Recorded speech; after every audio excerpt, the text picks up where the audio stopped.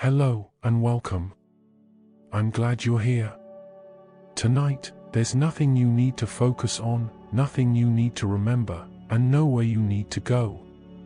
This is a gentle, unhurried journey through the long history of ancient China, through rivers and early kingdoms, dynasties and quiet traditions, ideas that slowly shaped daily life. Everything here is told softly, with calm narration and no sudden sounds or interruptions, so you can relax, unwind, or simply drift into sleep. Make yourself comfortable, and when you're ready, we'll begin. The story of ancient China begins not with kings or warriors, but with water and earth. Long before the first dynasties rose, before the first cities were built, the land itself shaped everything that would come after. To understand ancient China, we must first understand the rivers, the soil, and the vast landscapes that cradled one of humanity's oldest civilizations. In the north of what we now call China, a great river flows from west to east. This is the Huanghe, the Yellow River, and it is often called the cradle of Chinese civilization. Here, along its banks and in the broad plains it created, the first organized states and cities of ancient China took shape. The Yellow River gave life to the north, carrying water and fertile soil across the land, season after season, generation after generation. But the Yellow River was not alone. Far to the south, another great waterway carved its path through the landscape. This was the Changjiang, known to many as the Yangtze River. The Yangtze moved through a different world, a place of warmth and rain, where moisture hung in the air and the growing seasons stretched long. The Yangtze Delta became one of the most fertile farming regions anywhere on Earth, a green heartland that would eventually support millions of people. These two rivers, the Yellow and the Yangtze, both begin their journeys far to the west, high in the Tibetan Plateau, where snow and ice melt into streams that grow into mighty currents. From these heights, the rivers flow steadily eastward toward the Pacific Ocean, creating long, continuous corridors through the land. Along these corridors, people could travel, trade could flow, and ideas could spread from one community to another. The rivers did more than just flow. They flooded. Every year, when the rains came or the snow melted in the distant mountains, the rivers swelled and spilled over their banks. This flooding was both a blessing and a curse.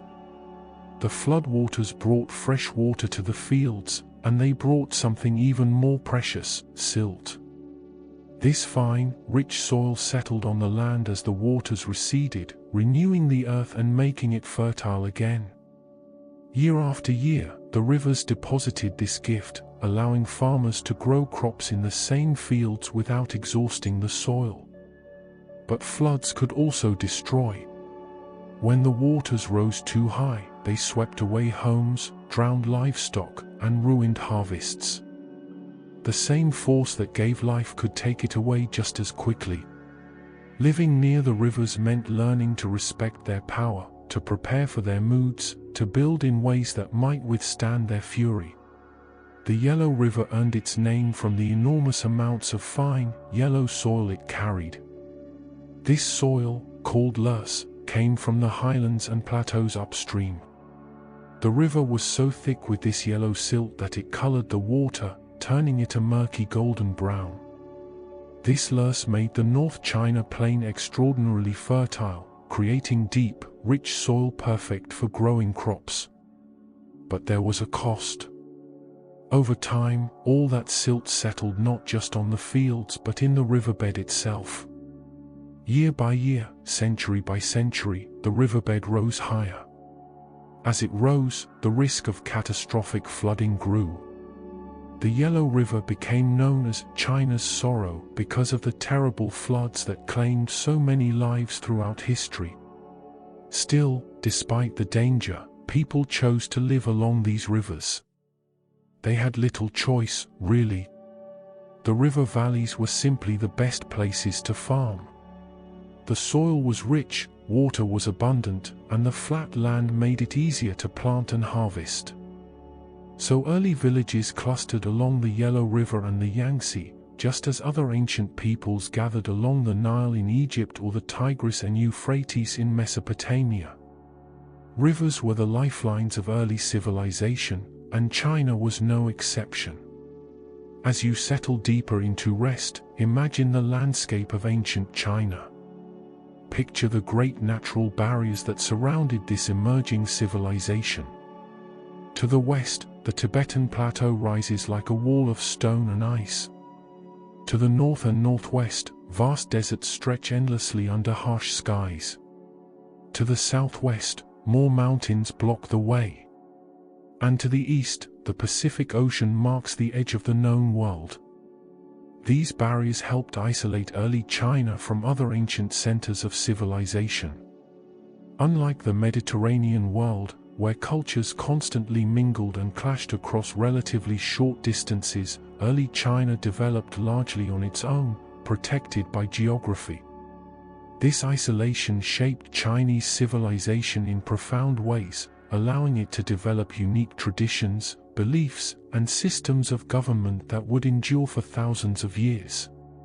To the north of the farming heartland, beyond the fertile plains, lay a different world entirely. Here, the landscape changed to grasslands, steppes, and deserts, where farming was difficult or impossible. The people who lived in these northern lands were often herders and nomads, moving with their animals rather than settling in one place. The border between the settled farmers of China proper and the mobile peoples of the steppe became one of the great dividing lines in Chinese history. Later, walls and fortifications, eventually including parts of what we know as the Great Wall, would mark this boundary, protecting the agricultural heartland from raids and invasions. Most of what we call China proper, the core region of early Chinese civilization, belongs to the drainage basins of just a few major rivers. This meant that the population and farmland naturally concentrated in long bands following these waterways. The rivers organized the landscape, and the landscape organized human settlement. The North China Plain, formed over millennia by river deposits, became especially important. This vast, mostly flat expanse of alluvial soil could support enormous populations. Here, grain grew abundantly, and as farming improved, more and more people could live in one place. Large populations meant labor for building projects, soldiers for defense, and the surplus wealth needed to support craftspeople, priests, and rulers. The North China Plain became the foundation for early states and kingdoms. Let your mind drift back even further in time, to around 7,000 years before the Common Era. In the north, along the Yellow River, small farming communities were already well established. These early farmers grew dry grain crops, especially millet. Millet was perfectly suited to the northern climate, which was drier than the south but blessed with fertile loess soil. The farmers planted their millet, tended it through the growing season, and harvested enough to sustain themselves through the winter. Meanwhile, in the south, along the Yangtze River, a different kind of farming was taking shape. Here, the climate was warmer and wetter. Rain fell generously, rivers and lakes dotted the landscape, and the growing season was long. Southern farmers learned to cultivate rice, growing it in paddies where water could be carefully controlled. Rice farming required different techniques and different tools, but it could produce impressive yields, feeding many people from relatively small plots of land. Both north and south, early Chinese farmers raised animals alongside their crops. Pigs, chickens, and sheep became common in river valley villages, providing meat, eggs, and eventually labor power. Dogs helped with hunting and guarding. Over time, farmers learned which animals thrived in which conditions, adapting their practices to the land. As people settled more permanently near the rivers, they began to shape the landscape more deliberately. They dug ditches to carry water to fields that lay beyond the river's natural reach. They built small dams and channels to control flooding, directing water where it was needed and away from where it would cause harm.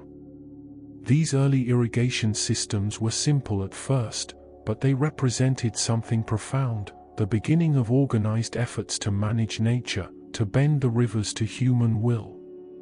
The rivers did not just support farming. They became highways, natural routes that connected one community to another. A farmer with a surplus of millet could load it onto a simple raft or boat and float downstream to trade with neighbors. Tools, pottery, seeds, and ideas traveled the same way. The rivers tied scattered villages together, creating networks of exchange and communication that grew stronger over time. As farming communities prospered, some grew larger than others. Successful villages attracted more people, and more people meant more labor, more protection, and more trade. Over time, the most successful farming communities in the Yellow River Valley evolved into something more complex. They became the foundation for early dynasties like the Xia and Shang. These early states built cities, worked bronze into tools and weapons, and organized large groups of people for projects that no single village could accomplish alone. But none of this would have been possible without control of water. The Yellow River's frequent flooding made water management absolutely essential. Early rulers and engineers built dikes to hold back floodwaters and canals to direct water where it was needed. Managing water became a central task of government, perhaps the central task. A ruler who could protect his people from floods and ensure good harvests earned legitimacy. A ruler who failed faced rebellion and collapse. This importance of water control appears even in China's oldest myths and legends. Stories speak of Yu the Great, a legendary hero who saved the people from catastrophic floods. According to the tales, Yu spent years laboring to channel floodwaters, dredging rivers, and creating drainage systems. He worked so hard that he passed his own home 3 times without stopping to rest. Yu's success in controlling the floods made him a model ruler, and he supposedly founded the Xia dynasty as a reward. Whether Yu was a real person or a myth, his story reflects a deep truth. In early China, the ability to manage water was the foundation of political power. The landscape between the Yellow River and the Yangtze, though vast, was relatively flat. This flatness was another gift of geography. It meant that over time, as civilizations grew more sophisticated, it became possible to link north and south with canals and roads. These connections would eventually help unify a very large territory into a single civilization, despite regional differences in climate, crops, and culture. As Chinese culture expanded from its northern heartland in the Yellow River Basin, it gradually moved south into the Yangtze region. This expansion happened slowly, over many centuries, beginning around 1,000 years before the Common Era. As northern peoples moved south, they encountered different environments and different ways of farming. Instead of replacing southern methods, they absorbed them. Rice cultivation techniques from the south enriched Chinese agriculture. The combination of northern dry grains and southern wet rice created a more diverse and resilient agricultural base, capable of sustaining even larger populations. So you see, ancient Chinese civilization was shaped by its geography in countless ways. The rivers gave life but demanded respect. The mountains and deserts provided protection but also isolation. The fertile plains offered abundance but required constant labor and careful management. The land itself, with its rivers and floods, its mountains and plains, created the conditions in which Chinese civilization could emerge, grow, and endure. As you continue to rest, let these images settle in your mind. Picture the slow, steady flow of the Yellow River, carrying its burden of yellow silt eastward. Imagine the green abundance of the Yangtze Delta, where rice paddies stretch toward the horizon. See the early farmers working their fields, digging irrigation channels, building their villages on slightly higher ground to escape the floods.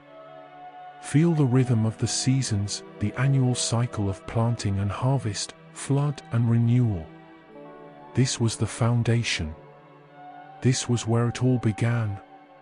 In the next part of our journey through ancient China, we will see how these early farming communities gave rise to the first dynasties, how villages became cities, and how the need to manage water and organize labor led to increasingly complex forms of government and society.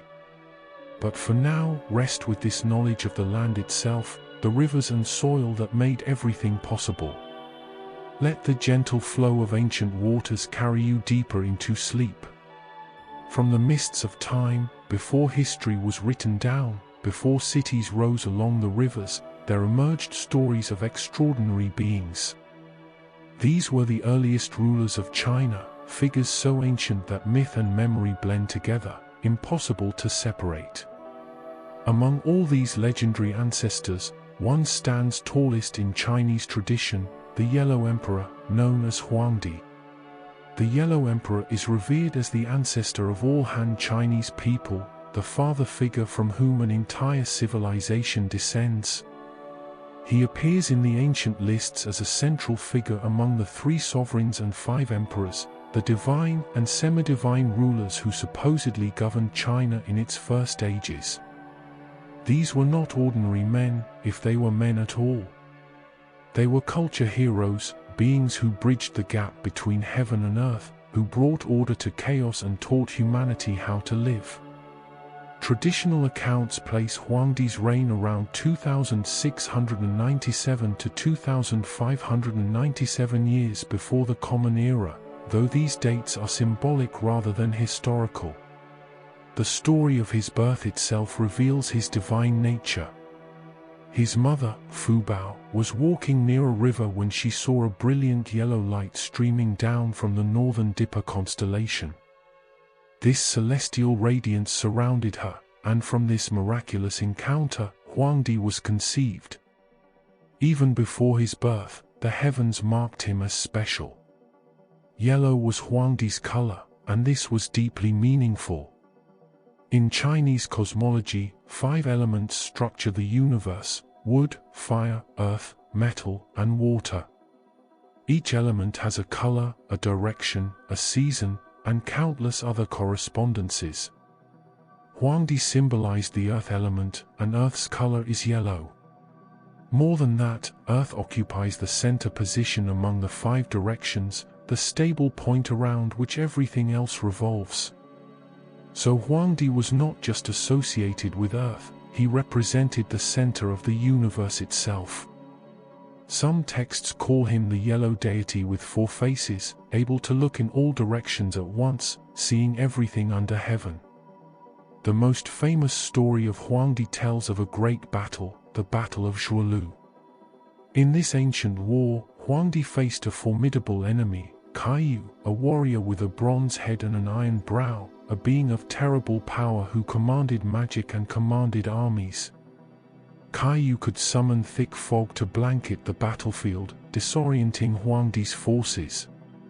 He could call down storms and winds, turning the elements themselves into weapons. But Huangdi was resourceful and wise. To counter Kaiyu's magical fog, Huangdi invented the south-pointing chariot, a mechanical device that always indicated south no matter which way the chariot turned. With this invention, his armies could navigate even in the thickest mist. Some scholars see in this legend a distant memory of the invention of the compass, or at least of sophisticated directional tools. Whether the south-pointing chariot was real or symbolic, it represents Huangdi's ability to use human ingenuity to overcome supernatural obstacles. Huangdi did not fight alone. The myths tell us that he tamed wild animals and brought them into his service. Bears, tigers, leopards, and even mythical beasts marched in his armies, fighting alongside human warriors. This imagery suggests something profound. Huangdi transformed nomadic hunters, people who lived among and understood wild animals, into organized warriors fighting for a common cause. He brought order to what had been scattered, turning many tribes into one united force. The Battle of Zhuolu was long and fierce, but eventually Huangdi prevailed. Kaiyu was defeated, and with his defeat, chaos was pushed back. But Huangdi's struggles were not over. He also fought against the Yang Emperor, a descendant of Shennong, the divine farmer, another of the ancient culture heroes. The Yang Emperor ruled over tribes with their own totems and traditions. At the Battle of Banquan, Huangdi met the Yang Emperor's forces and, after a great conflict, emerged victorious. But this victory was not simply about conquest. By defeating the Yang Emperor, Huangdi united rival tribes, some who honored the bear totem, others who followed the bull, bringing them together into a larger whole. This unification is remembered as the foundation of Chinese civilization itself, the moment when many became one. The myths even say that Huangdi consulted Nuba, a drought demon or deity, to help dispel the magical storms that Kaiyu had summoned. The theme here is clear: harmony triumphs over chaos, unity overcomes division, and wisdom defeats brute force. Having won peace through his battles, Huangdi turned to the arts of civilization. The myths credit him with teaching his people countless essential skills. He showed them how to farm the 5 grains, millet, wheat, rice, beans, and others, bringing reliable food and ending dependence on hunting and gathering. He taught them to build wooden houses instead of living in caves or rough shelters, providing stability and protection from the elements. Huangdi introduced the crafts of transportation and trade.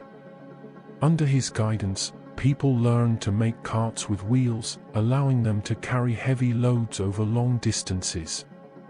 They built boats to navigate the rivers, opening up waterways for travel and commerce. These innovations transformed society, making it possible for communities to grow larger and more connected. The legends also associate Huangdi with silk. According to tradition, his wife Leizu discovered sericulture, the raising of silkworms and the weaving of their cocoons into fabric.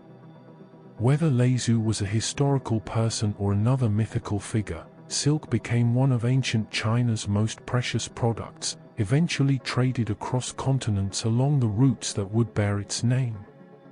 The connection between Huangdi and silk links him to prosperity, refinement, and China's later prominence in world trade. Even writing itself is traced back to Huangdi's reign. The story goes that his historian, a man named Cangjie, observed the tracks left by birds and animals in mud and sand. Studying these marks, Cangjie realized that different shapes could represent different things or ideas. From this insight, he developed the earliest Chinese characters, the pictographs that would evolve into the complex writing system used for thousands of years. On the day Cangjie completed the first characters, the myths say, the heavens rained grain to celebrate, and spirits wept at night, knowing that their secrets could now be recorded and their power diminished. Another curious tale tells of Huangdi's journey to the Eastern Sea, where he encountered a strange creature called Baizi. This was a talking beast, a mythical animal with supernatural knowledge. Baizi revealed to Huangdi information about 11,522 different supernatural creatures, demons, spirits, ghosts, and monsters of every description. By learning their names and natures, Huangdi gained power over them, able to command or banish spirits as needed. This story reflects an ancient belief that knowledge of the unseen world, of spirits and forces beyond normal perception, was essential for a ruler to maintain order and protect his people. As centuries passed, the figure of Huangdi evolved. By the time of the Han Dynasty, around 2000 years ago, the great historian Sima Qian wrote the Shiji, the records of the grand historian. In this monumental work, Sima Qian treated Huangdi as a historical figure, not merely a myth. He placed Huangdi at the beginning of a genealogy that led to the Xia dynasty, traditionally considered China's first dynasty. By doing this, Sima Qian created a continuous line from myth to history, making Huangdi the ultimate ancestor of all later Chinese rulers. This blending of myth and history was not accidental. Earlier dynasties had done the same thing. When the Zhou people overthrew the Song dynasty around 1000 years before the Common Era, they needed to justify their rule. They reinterpreted older myths, claiming descent from Huangdi and linking him to their own lineage. By establishing this connection, they could argue that they had inherited the mandate of heaven, the divine right to rule, directly from the most ancient and legitimate source. Originally, in the oldest layers of myth, Huangdi may have been a rain-making deity, a god associated with bringing life-giving water to the fields. He opposed drought gods and demons like Kaiyu, who represented the destructive, chaotic aspects of nature. Over time, as Chinese philosophy developed, Huangdi's image expanded. He became a patron of Taoism, associated with longevity, meditation, and the quest for immortality. He became a symbol of centralized governance, the ideal emperor who unified the realm and brought culture to the people. He was credited with advances in medicine, with understanding the body's vital energies and the principles of balance that sustain health. In Shaanxi province, at a place called Huangling, there is a tomb said to be Huangdi's final resting place. According to legend, when Huangdi's time on earth was complete, he did not simply die like an ordinary man. Instead, he cast a great tripod cauldron, a sacred vessel of immense power. As the tripod was completed, a dragon descended from the sky. Huangdi climbed onto the dragon's back, and together they ascended into the heavens, leaving the mortal world behind. Some versions say that his officials and followers tried to climb up after him, clinging to the dragon's whiskers, but they fell back to earth. The dragon and the emperor rose higher and higher until they vanished from sight. The tomb at Huangling became a pilgrimage site, a place where people could honor the ancestor of the Chinese people. Even today, ceremonies are held there, blending ancient legend with modern national identity. Huangdi is seen as the originator of Chinese culture, the figure who unified scattered tribes into a single people with a shared heritage. The myths say that Huangdi consumed jade paste to achieve immortality, that he studied secret charts of yin and yang given to him by the goddess Xianyuan.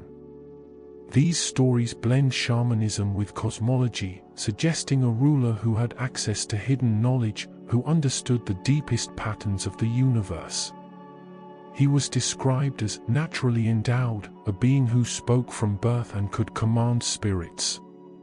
This image of effortless, heaven-granted authority would later develop into the concept of the mandate of heaven, the idea that legitimate rulers receive their power directly from the cosmic order. During the Warring States period and the Han Dynasty, Huangdi's cult reached its peak.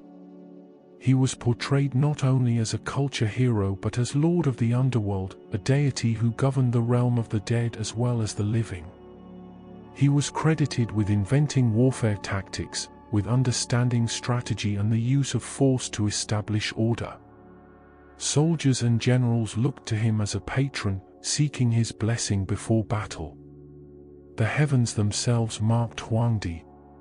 Myths linked him to the Big Dipper constellation, the group of stars that ancient Chinese astronomers used to navigate the night sky and track the seasons.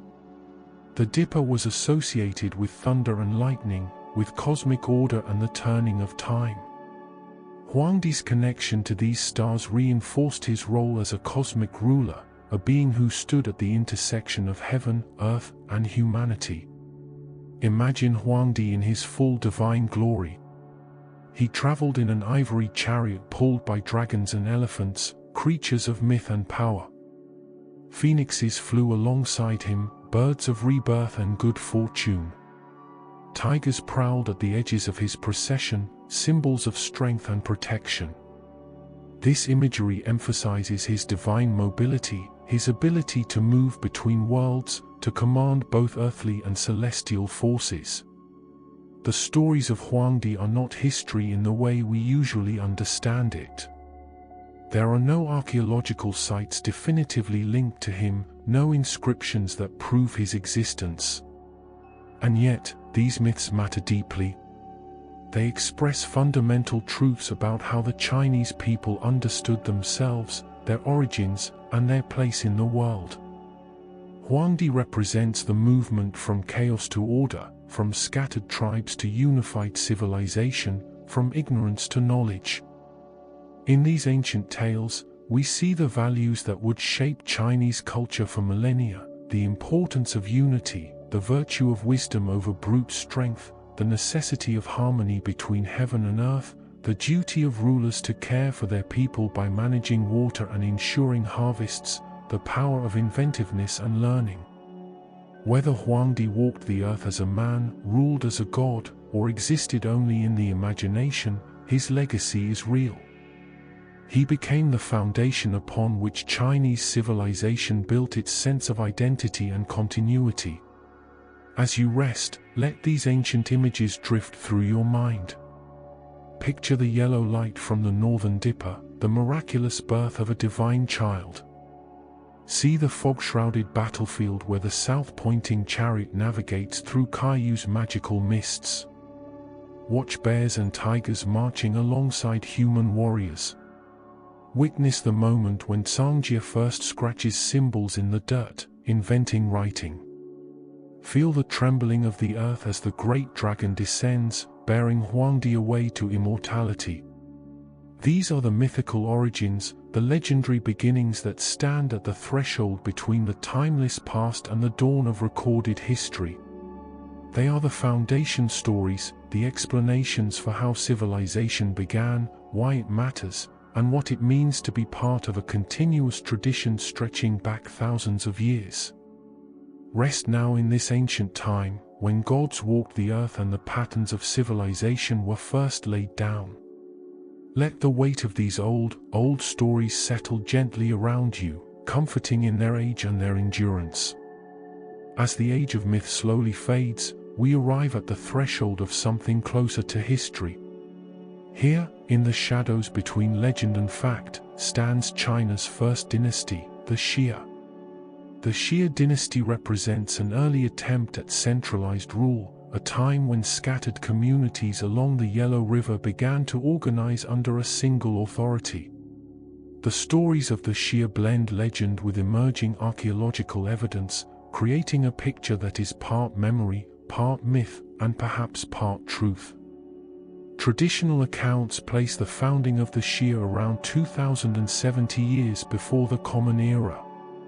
The founder was none other than Yu the Great, the same heroic figure we encountered in the myths of water control.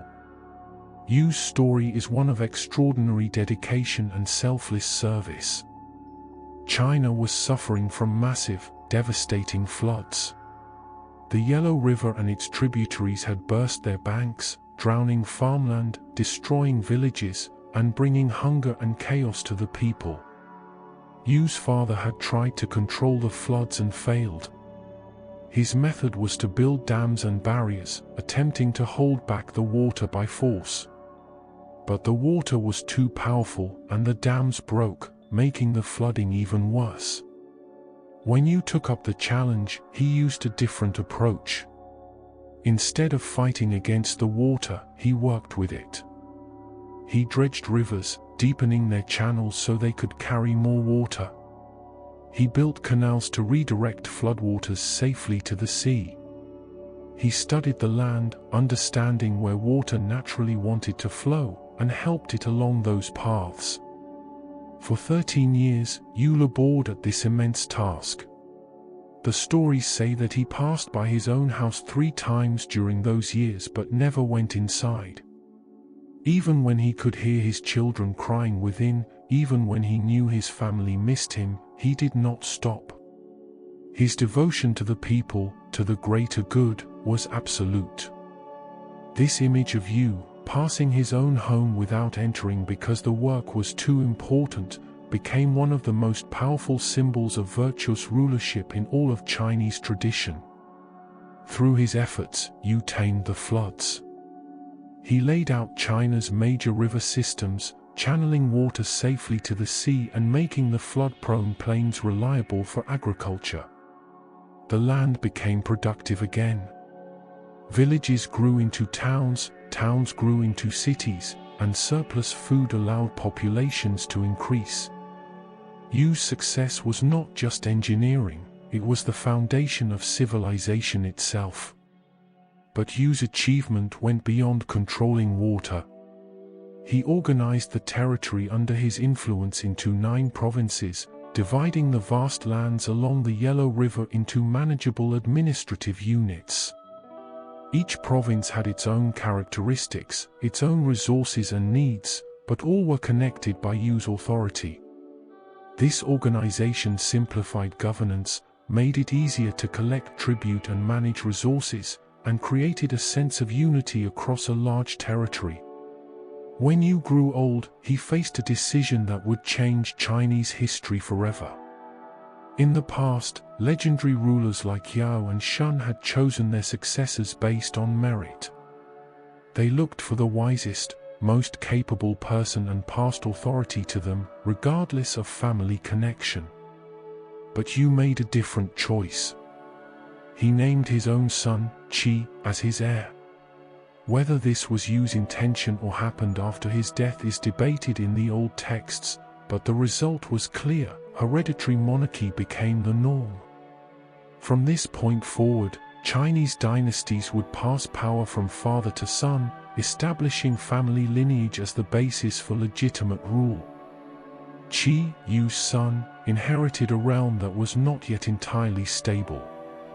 There were rivals, tribes and leaders who resented the new system or wanted power for themselves. Qi had to fight to solidify sheer control. He defeated rebels, expanded his territory, and proved himself capable of holding what his father had built. Through these efforts, Qi set the stage for a stable early state, transforming his father's legacy into something that could endure beyond a single generation. The Xia dynasty continued for several generations after Qi. One notable ruler was the 5th king, Shao Kang. His reign came during a time of chaos, when the dynasty had weakened and was nearly overthrown. Shao Kang managed to revive Xia power, restoring order and stability. Tradition credits him with military innovations, including the invention of armor and rules of chivalry that would influence Chinese warfare for centuries to come. The idea that warfare should follow certain codes, that even in violence there should be honor and proper conduct, began to take shape during this period. Another significant ruler was Kong Jiao, who governed around 1789 to 1758 years before the Common Era. His reign was marked by relative stability, though internal strife was never far away. Kong Jiao worked to strengthen the Xia dynasty's hold on central China, navigating the complex politics of competing clans and maintaining the authority of the throne against rivals. The Xia rulers were ambitious builders. They constructed extensive road systems, some roads stretching up to 600 li in length, that's roughly 200 miles or more. These roads connected the 9 provinces, making it possible for armies to move quickly, for trade goods to travel from region to region, and for the central government to maintain contact with distant areas. Roads meant communication, and communication meant control. The more connected the empire, the more unified it could become. All of this was built on the foundation Yu had laid with his flood control projects. By managing the rivers, you had made reliable agriculture possible in areas that had once been too dangerous to farm. His irrigation and canal systems supported the cultivation of millet, the staple grain of northern China. With abundant food, populations grew. Villages expanded into towns, and towns became centers of craft production, trade, and ritual activity. These were China's first true urban centers, places where people gathered not just to farm but to specialize in different occupations, to worship, to govern, and to create. As Xia society grew more complex, new technologies emerged. The Xia dynasty ushered in China's Bronze Age, a revolutionary period when metalworking transformed society. At archaeological sites linked to a culture called Erlitou, researchers have found evidence of sophisticated bronze casting. The Xia people crafted ritual vessels, elegant containers used in ceremonies to honor ancestors. They made bronze weapons, knives, spears, axes, that were sharper and stronger than anything made of stone or bone. They created bronze tools that made farming and building more efficient. Early Xia bronzes were made using simple molds, but the casting techniques were surprisingly advanced. Artisans learned to control the temperature of their furnaces, to mix copper and tin in the right proportions to create bronze, and to pour molten metal into intricate shapes. These bronzes were not just practical, they were symbols of elite power. Owning fine bronze vessels demonstrated wealth and status. Using them in ancestor worship connected rulers to the spiritual world, showing that they had the favor of their ancestors and, by extension, the right to rule. Metallurgy spread from Xia workshops throughout the region.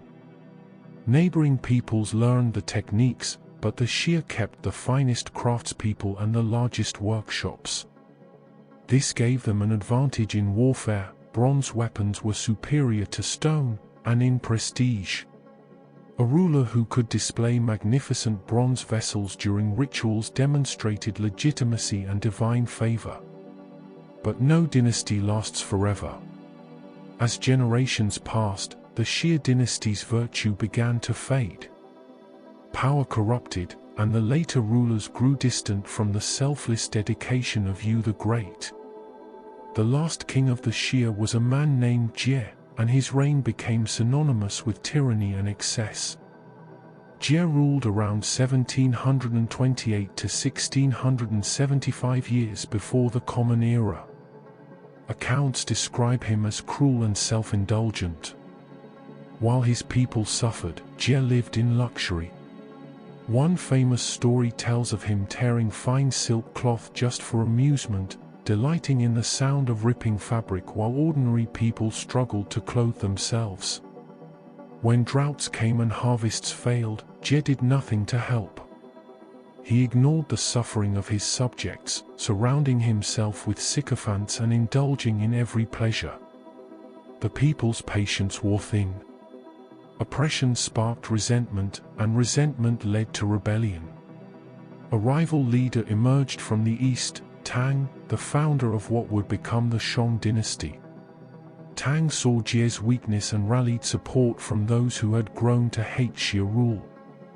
The two forces met at a place called Mingtiao, and there they fought a decisive battle. Jie's army was defeated. Some accounts say Jie fled and died in exile, others say he was captured and imprisoned. Either way, his dynasty ended around 1600 years before the Common Era. The Xia had ruled for perhaps 400 years, maybe more, depending on which traditional chronology one follows. Now their time was over, and the Shang dynasty would rise to take their place. But did the Xia really exist? For a long time, this was a matter of debate.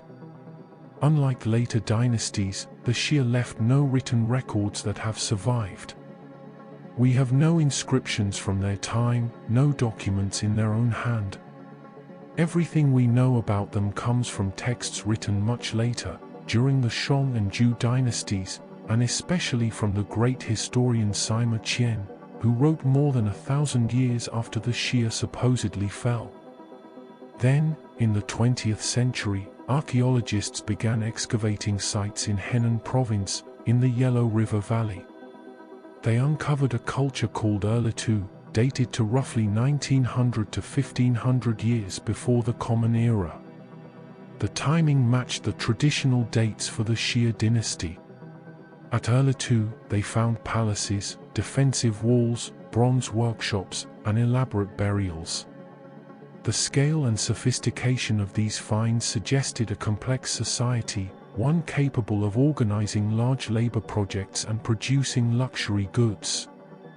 Many scholars now believe that Erlitou represents the Xia dynasty, or at least a state that existed at the same time and place where the Xia supposedly ruled. The archaeological evidence provides backing for the legends, even if we cannot yet prove the names of kings or the specific events described in later texts. There is still debate, still uncertainty, because no Xia writing has been found. But the silence of archaeology is not the same as proof of absence. What we can say is that the stories of the Xia, whether entirely historical or partly legendary, reveal deep truths about how later Chinese thinkers understood their past. In Sima Qian's records of the Grand Historian, the Xia dynasty serves as a moral tale.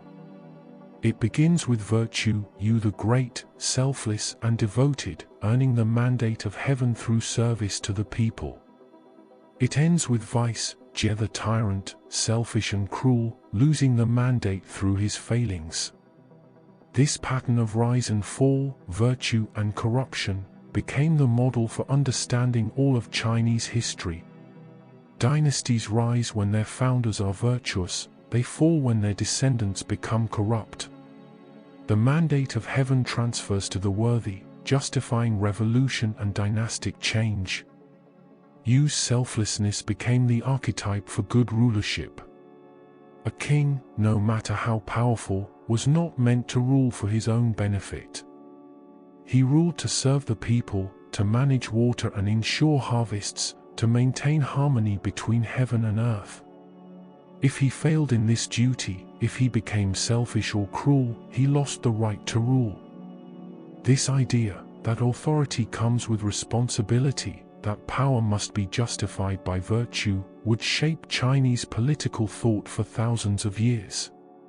The Xia dynasty's focus on the Yellow River region helped define what would become the core of Chinese civilization.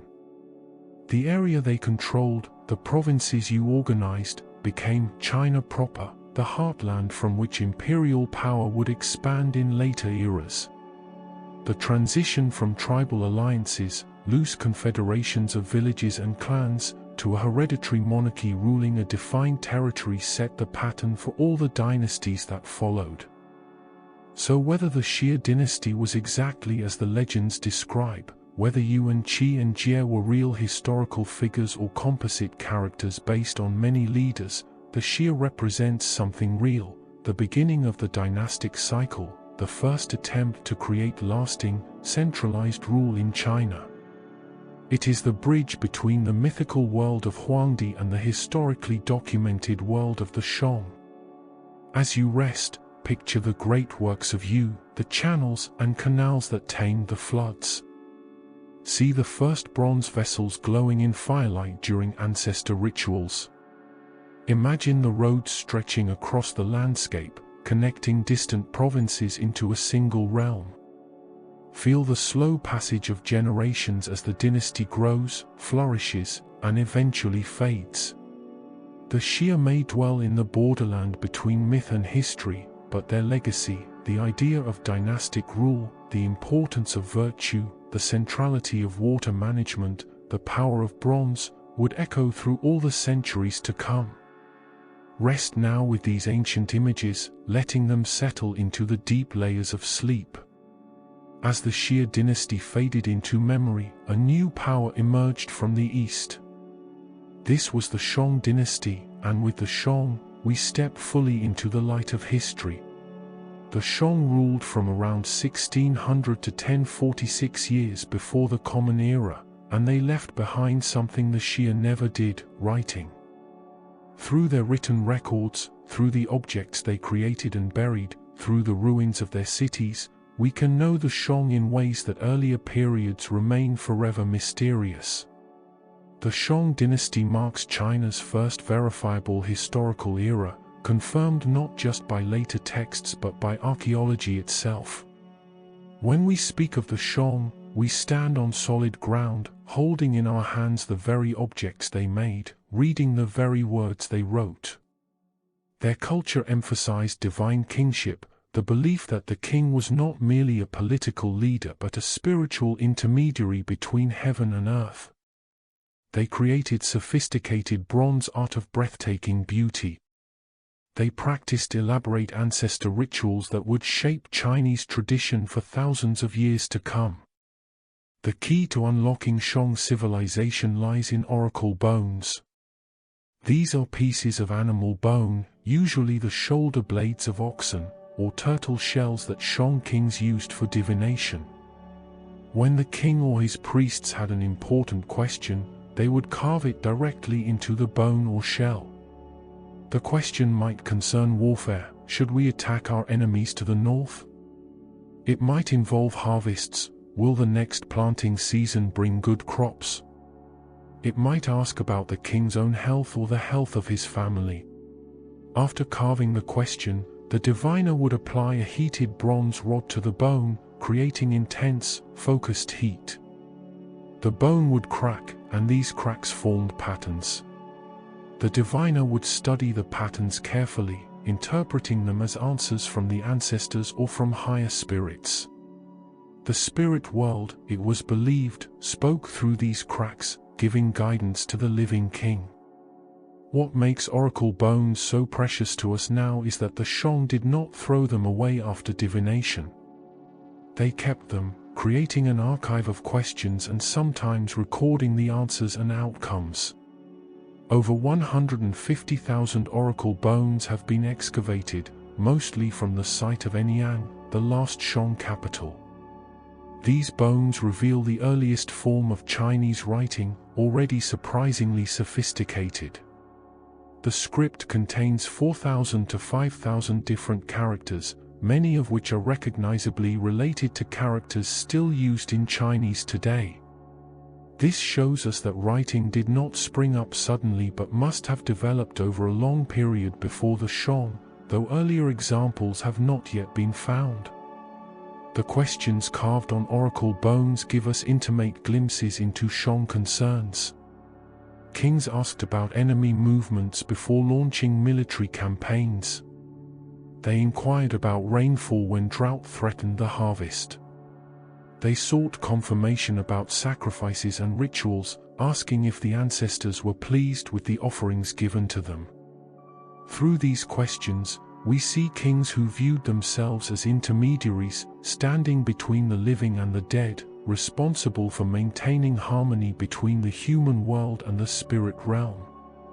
But the Shang are perhaps most famous for their bronze work. Shang bronze casting reached a pinnacle of artistry that would not be surpassed for centuries. The Shang used a technique called piece mold casting. Unlike lost wax casting used in other ancient cultures, piece mold technique involved creating detailed clay molds in separate sections, assembling them, and pouring molten bronze into the cavity. This allowed for intricate designs and sharp details that still astonish modern observers. The most important bronze objects were ritual vessels. These came in many forms: ding cauldrons with 3 or 4 legs, used for cooking sacrificial meat; unwind containers shaped like animals; gooey bowls for holding grain. Each type had a specific purpose in ancestor worship ceremonies. These vessels symbolized royal power and cosmic order. To possess fine bronzes was to demonstrate wealth, yes, but more importantly, it showed connection to the ancestors and to the divine forces that governed the universe. Many Shang bronzes feature a mysterious design called the Dao Tai. This is a mask-like pattern, often showing a horned animal face with prominent eyes, sometimes fierce, sometimes stylized beyond recognition. No one knows for certain what the Daotai represents. Some scholars think it depicts a real or mythical creature. Others believe it is a purely symbolic design meant to embody spiritual power. Whatever its original meaning, the Daotai was believed to ward off evil and to connect the elite who owned these vessels to supernatural forces. During sacrifices, when food and wine were offered to ancestors, the Daotai-decorated bronze vessels served as conduits between worlds. The scale of bronze production at Anyang was enormous. Archaeological evidence suggests that workshops there produced thousands of tons of bronze every year. This required vast mining operations to extract copper and tin, the two metals that combine to make bronze. It required armies of workers to mine the ore, transport it, smelt it, and cast it. Bronze was used not only for ritual vessels but also for weapons, spears, axes, knives, and for bells used in ceremonies. When kings died, entire sets of bronze ritual vessels were buried with them, along with weapons, chariots, and much more. The writing on oracle bones was not the only Shang writing. Inscriptions also appear on bronze vessels themselves, recording dedications, king lists, and important events. Through these inscriptions, combined with oracle bone records and later historical texts, we can confirm a sequence of 30 Shang kings, from the founder Tang to the last king, Daixing. This king list matches closely with what the great historian Sima Qian wrote more than 1,000 years later, giving us confidence that the Shang historical tradition was carefully preserved. Shang script on artifacts recorded eclipses, calendars, and genealogies. Writing spread beyond divination to become a tool of bureaucracy and administration. Officials used it to tally tribute, to keep records of resources, to label storage jars and weapons. This was the beginning of historical narrative in East Asia, the moment when events could be recorded and remembered across generations with accuracy. The Shang kings ruled from several capitals over the centuries. One of the most important kings was Wu Ding, who reigned from approximately 1250 to 1192 before the Common Era. Wu Ding was a conqueror and an expander of Shang territory. Under his rule, the Shang controlled a vast area along the Yellow River and beyond, held together by military might and the prestige of royal ritual.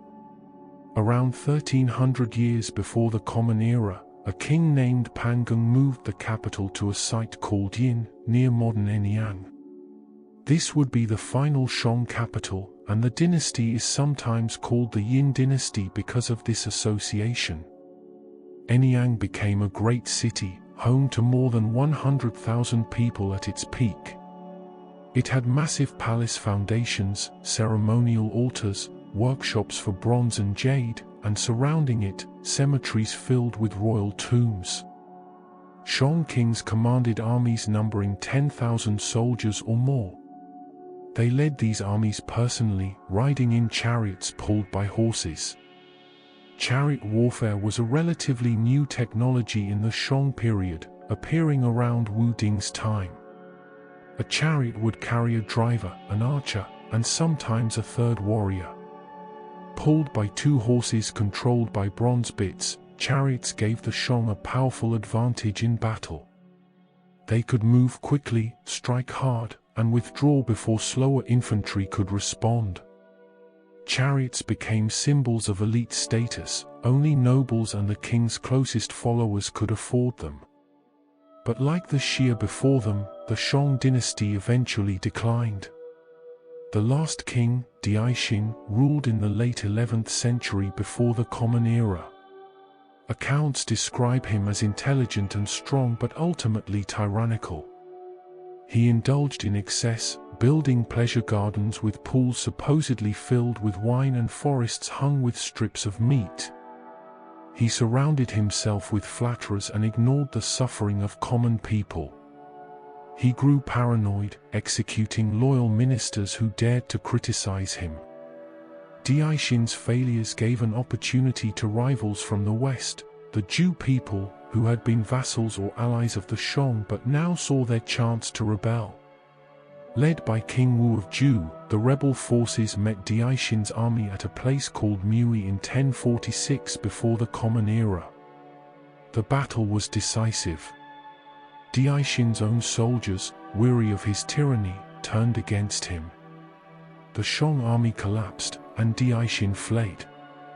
According to legend, he climbed to the top of his burning palace, dressed himself in his finest robes and jewels, and threw himself into the flames rather than face capture. The fall of the Shang marked the end of an era, but their cultural legacy endured. The Zhou conquerors adopted Shang ritual practices, continued the use of bronze vessels for ancestor worship, and preserved Shang historical records. In this way, Shang traditions flowed into Zhou traditions and from there into all later Chinese dynasties. At the heart of Shang culture was ancestor worship. The Shang believed in a high god called Dai or Shangdi, a supreme power that controlled nature and fate. But they also believed their own ancestors remained active in the spirit world, able to help or harm the living. Feeding and honoring these ancestors was essential. Elaborate rituals involved offering food, wine, and sacrifices on bronze vessels at ancestral altars and tombs. Some of these sacrifices were animals, but many were human. Royal tombs at Anyang reveal the scale of this practice. When a king died, he was buried in a massive tomb, sometimes with hundreds of people sacrificed to accompany him, servants, guards, musicians, and captives from defeated enemies. One royal tomb contained evidence of 300 sacrificed individuals. These people, along with chariots, horses, dogs, and thousands of precious objects, were meant to ensure the king's comfort and power in the afterlife. In return, his spirit would bless the dynasty and protect the living. One tomb stands out for its unique preservation and richness, the tomb of Lady Hao. She was a consort of King Wu Ding, but she was much more than a passive member of the royal household. Oracle bone inscriptions mention her leading military campaigns, performing rituals, and managing estates. Her tomb, discovered intact, contained 6,900 artifacts, bronze vessels, jade carvings, weapons, mirrors, and cowrie shells used as currency. This astonishing burial confirms that women could hold significant ritual and possibly political roles in Shang society, at least within the royal family. Shang society was highly stratified. At the top were the king and the royal clan. Below them were nobles, often relatives of the king, who served as regional lords and military commanders. Artisans, bronze workers, jade carvers, potters, and others formed a middle tier, their skills valued and their products essential to ritual and warfare. Farmers worked the fields, growing millet and wheat, raising animals, and paying tribute to their lords. At the bottom were slaves, many of them captured in war, who performed hard labor and were sometimes sacrificed in rituals. The Shang developed a sophisticated lunisolar calendar, tracking the movements of the sun and moon to create a year of 360 days, divided into months. They added an intercalary 13th month periodically to keep the calendar aligned with the seasons. They recorded solstices, eclipses, and comets, using this astronomical knowledge to schedule planting and harvests and to choose auspicious days for rituals and military campaigns. Warfare was constant. The Shang fought against peoples they considered barbarians, groups beyond their borders who did not share their culture. Oracle bones mention campaigns against enemies like the Guifang to the north and west. Shang armies wielded bronze weapons, the Ge, a dagger axe with a perpendicular blade, deadly in close combat, and the Yu, a heavy bronze axe. Composite bows made of wood, horn, and sinew could shoot arrows with great force and accuracy. Victory in war brought captives for labor and sacrifice and expanded the territory under Shang control. Beyond war and ritual, the Shang appreciated beauty and craftsmanship. Jade carving advanced during this period. Jade, a hard, beautiful stone prized for its purity and luster, was worked into ceremonial blades, by discs with central holes symbolizing heaven, and ornaments buried with the dead. Alongside bronzes, jade objects marked status and spiritual connection.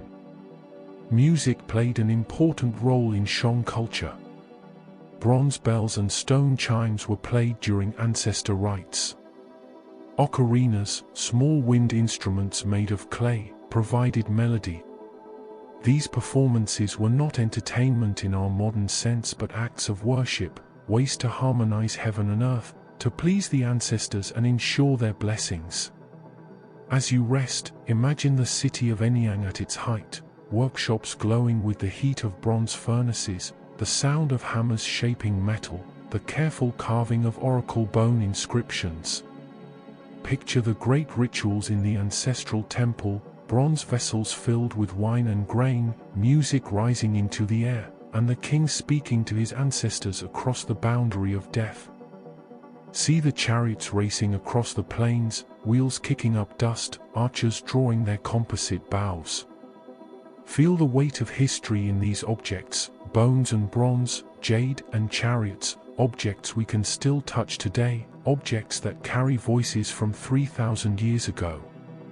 The Shang dynasty brought writing, art, and ritual to a level of sophistication that became the foundation for everything that followed. Rest now with these images of ancient grandeur, letting the slow rhythm of dynasties carry you deeper into peaceful sleep. The year is 1046 before the Common Era.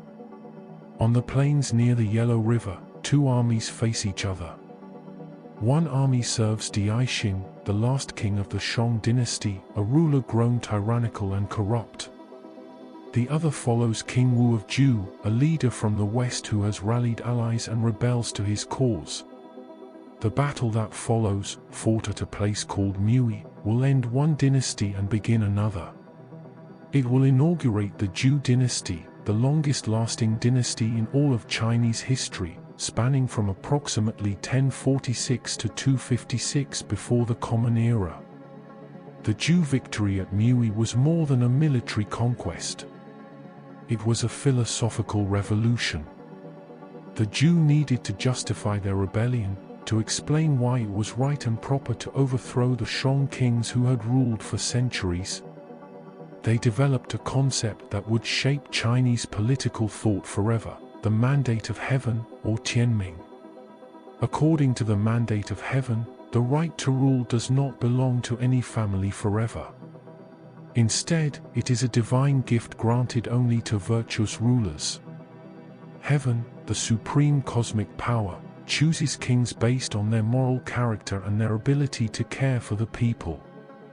A good king, a virtuous king, maintains the mandate. He governs wisely, ensures good harvests, keeps the peace, and performs the proper rituals. Under such a ruler, the realm prospers and heaven is pleased. But the mandate can be withdrawn. When a king becomes corrupt, when he indulges in excess and ignores the suffering of his people, when he fails to perform his duties, heaven grows displeased. Signs of this displeasure appear in the natural world. Floods destroy the fields, droughts wither the crops, earthquakes shake the ground, famines spread across the land. These disasters are not random, they are signals that heaven has withdrawn its favor. When the mandate is lost, rebellion is not just permitted, it becomes a moral duty. A new, more virtuous leader must rise to restore order and harmony. King Wen and his son King Wu exemplified this principle. They portrayed themselves as reluctant saviors, forced to act because the Shang had become so corrupt. Daishin's tyranny, his pools of wine and forests of meat, his execution of loyal ministers and his cruelty to the common people, all of this proved that heaven had abandoned the Shang. The Zhou victory at Mui, despite their smaller forces, was interpreted as heaven's will made manifest. The very fact that they won proved they possessed the mandate. This was a powerful idea, and it would echo through all of Chinese history. Every subsequent dynasty would claim the mandate of heaven. Every rebellion would justify itself by arguing that the current rulers had lost virtue and therefore lost heaven's favor. The mandate of heaven made dynastic change not just acceptable but necessary and right when rulers failed their duties. Having conquered the Shang, the Zhou faced the challenge of governing a vast territory. Their solution was a system called fengjian, often translated as feudalism. The Zhou king granted land to his relatives, his loyal generals, and allied nobles. These grants were hereditary fiefdoms, passed from father to son. In return, the lords who received land owed military service to the king. They had to provide soldiers when called upon and send tribute to the royal court. This system created a hierarchy.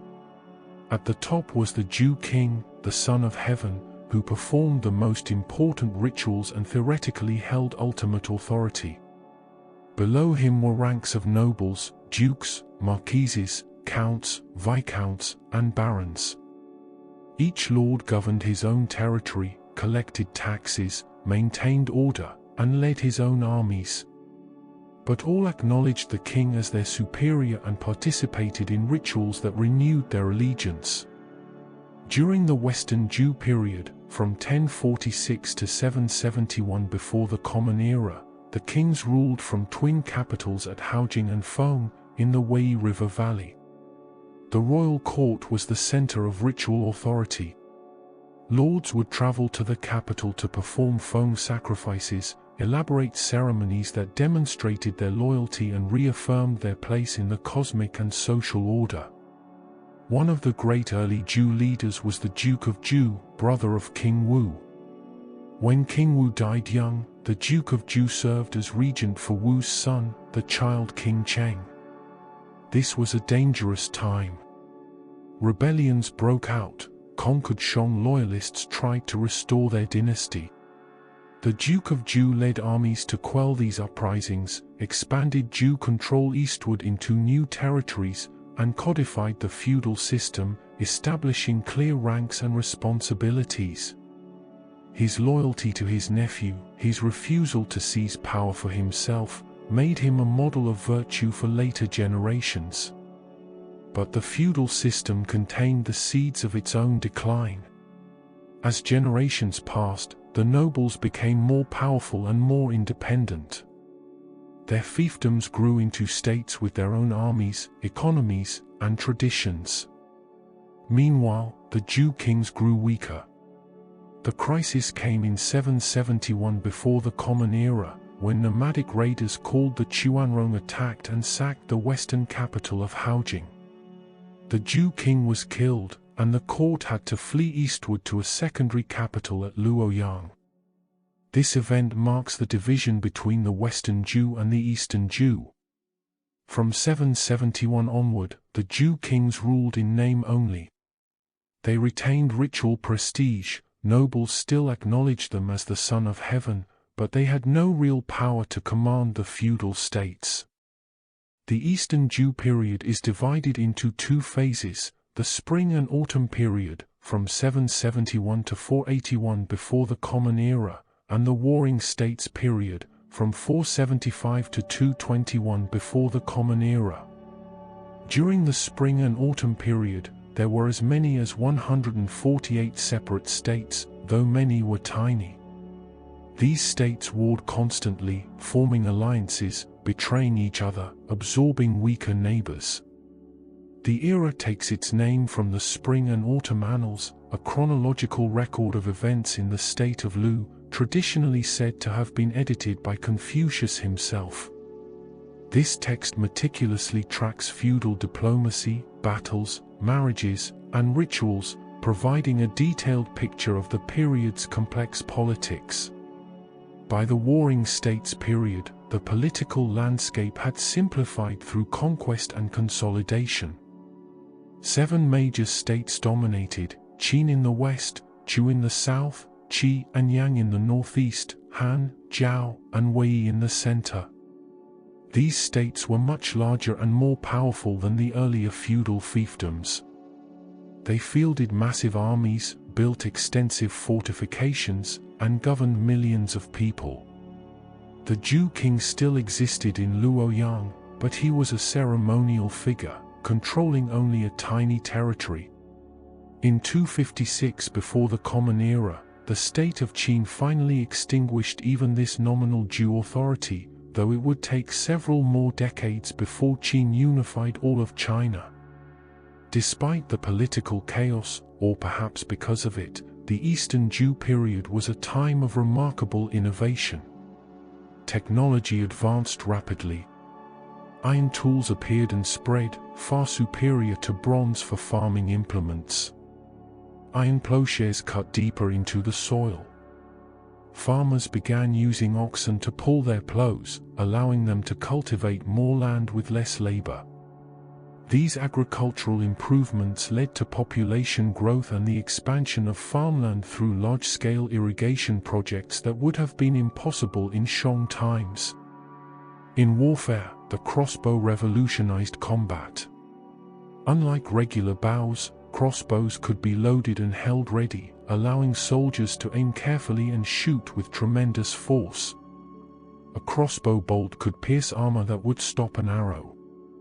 Armies grew larger, and infantry became more important relative to chariot-riding nobles. Communication and trade improved as well. States built roads and canals to move troops and goods.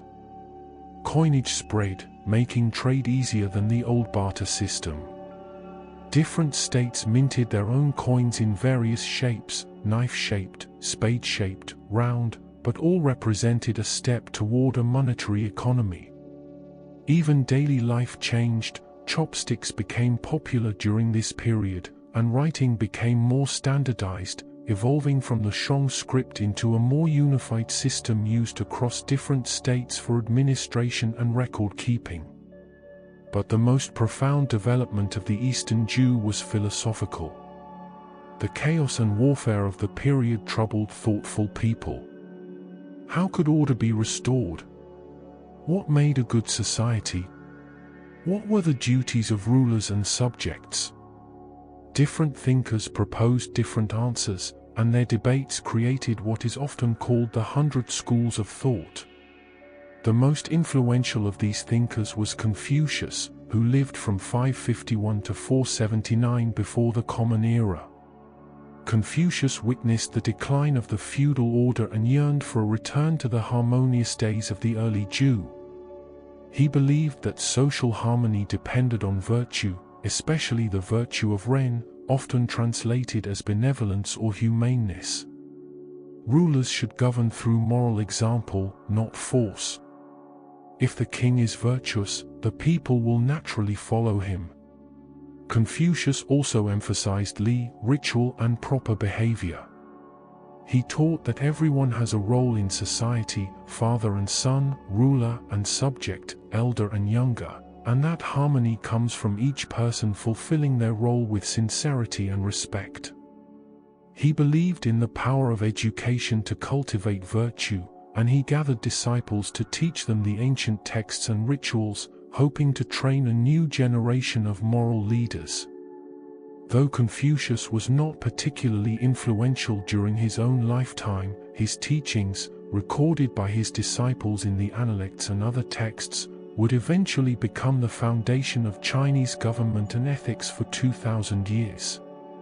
A very different response to the chaos came from Laozi, a shadowy figure who may or may not have been a contemporary of Confucius. Laozi is credited with founding Taoism and with writing the Daijing, a brief, poetic text that presents a philosophy of harmony with the Tao, the Way. The Tao is the fundamental principle underlying all existence, the natural flow of the universe. Laozi taught Wu Wei, often translated as non-action or effortless action. This does not mean doing nothing, it means acting in accordance with the natural flow, not forcing or striving against the grain of things. A ruler who practices Wu Wei governs by allowing things to unfold naturally, by not imposing excessive laws or interfering too much in people's lives. Water was Laozi's favorite metaphor, soft and yielding, yet able to wear away the hardest stone over time. Strength comes through flexibility, power through gentleness. Taoism offered a critique of Confucian ritual and striving. Where Confucius sought to restore order through education and virtue, Laozi suggested that the very attempt to impose order created disorder. Better to align oneself with the Tao, to live simply and naturally, to let go of ambition and desire. A third major school of thought was legalism. Where Confucius trusted in virtue and Laozi in natural harmony, the legalists had little faith in human goodness. They believed people were fundamentally selfish and would only behave properly if compelled by strict laws and harsh punishments. The most famous legalist thinker was Han Feizi, who lived around 280 before the Common Era. Han Feizi argued that a strong state required clear laws applied equally to everyone, a system of rewards for obedience and severe punishments for disobedience, and a powerful ruler who kept ministers and nobles in check through manipulation and control. Legalism was a harsh philosophy, but it was practical. It offered rulers concrete tools for governance in a time of constant warfare. The state of Qin would adopt legalist principles and use them to conquer all the other states, unifying China under a single emperor.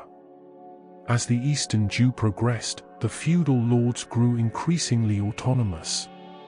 By around 650 before the Common Era, states were minting their own coins, maintaining their own legal codes, and conducting foreign policy without consulting the Zhou king. The old vertical hierarchy, with the king at the top and lords below, gave way to horizontal alliances and rivalries among roughly equal powers. In 334 before the Common Era, the kings of Wei and Qi even recognized each other as equals, both claiming the title of king, further undermining the Zhou's symbolic authority. Warfare became more sophisticated. The art of war, attributed to the strategist Sun Tzu and probably written around 510 before the Common Era, laid out principles of military strategy that are still studied today. Sun Tzu emphasized deception, flexibility, and the importance of terrain and morale. He taught that the best victory is achieved without fighting, by outmaneuvering the enemy so completely that resistance becomes pointless. Brute force was the last resort of a poor general, cunning and preparation were the marks of genius. Even as warfare intensified, reforms improved the lives of common people in some states. In the state of Lu, a tax reform in 594 before the Common Era changed the tax system to base levies on land area rather than fluctuating harvests. This eased the burden on peasants in bad years and provided more predictable revenue to the state, which could then fund larger, better-equipped armies. Zhou ritual and religion blended the Shang practice of ancestor worship with a greater emphasis on heaven as a cosmic force. The result was a religious system that embedded family hierarchy and the relationship between heaven and earth into the very fabric of society. Filial piety, respect for parents and ancestors, became a fundamental virtue. The family was the model for the state, with the king as father to his people. This integration of cosmic order, social hierarchy, and family values would endure as a core element of Chinese culture for millennia. As you rest, picture the slow transformation of the Zhou dynasty over its 8 centuries. See the early days of King Wu and the Duke of Zhou, when the system was new and strong, lords gathering at the capital to renew their oaths. Watch as generations pass and the feudal states grow more independent, the king's power fading like mist in the morning sun. Imagine the warring states period, armies clashing across vast battlefields, philosophers debating in courts and schools, iron plows turning the earth and crossbow bolts flying through the air. The Zhou dynasty was the longest in Chinese history, not because it was the most powerful, but because it transformed. It began as a conquering force and evolved into a framework within which Chinese civilization grew and diversified. Its political decline created space for philosophical innovation. Its prolonged fragmentation tested different systems of government and thought, preparing the ground for the unification that would eventually come. Rest now with the slow rhythm of these 8 centuries, feeling the gradual shift from unity to fragmentation, from bronze to iron, from ritual certainty to philosophical questioning. The Zhou laid foundations, the mandate of heaven, feudalism, Confucianism, Taoism, legalism, that would shape everything that followed. Let these ideas settle into your mind like silt depositing on a riverbank, layer upon layer, slowly building the landscape of Chinese civilization. In the midst of chaos, wisdom blooms. During the late Zhou dynasty, roughly from 500 to 221 years before the Common Era, China fractured into warring states.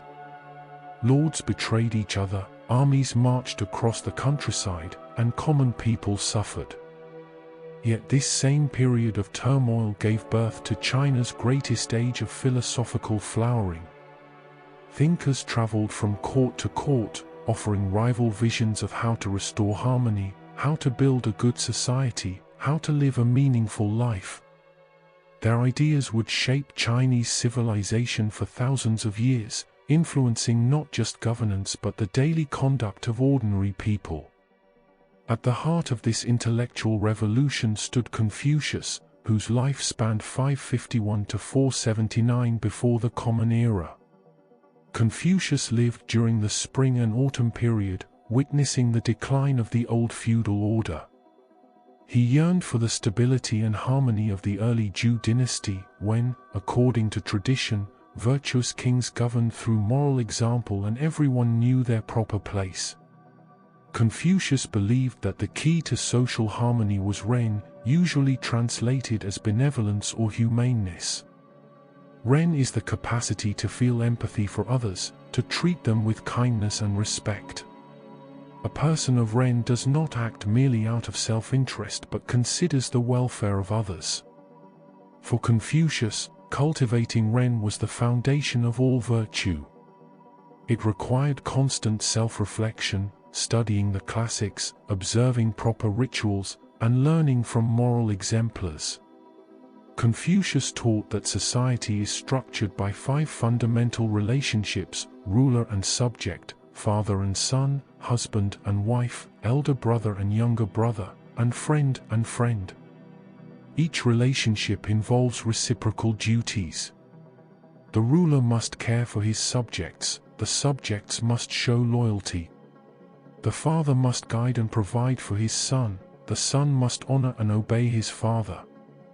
The husband should lead with benevolence, the wife should offer support and respect. Each person has a role, and harmony comes when everyone fulfills their role sincerely.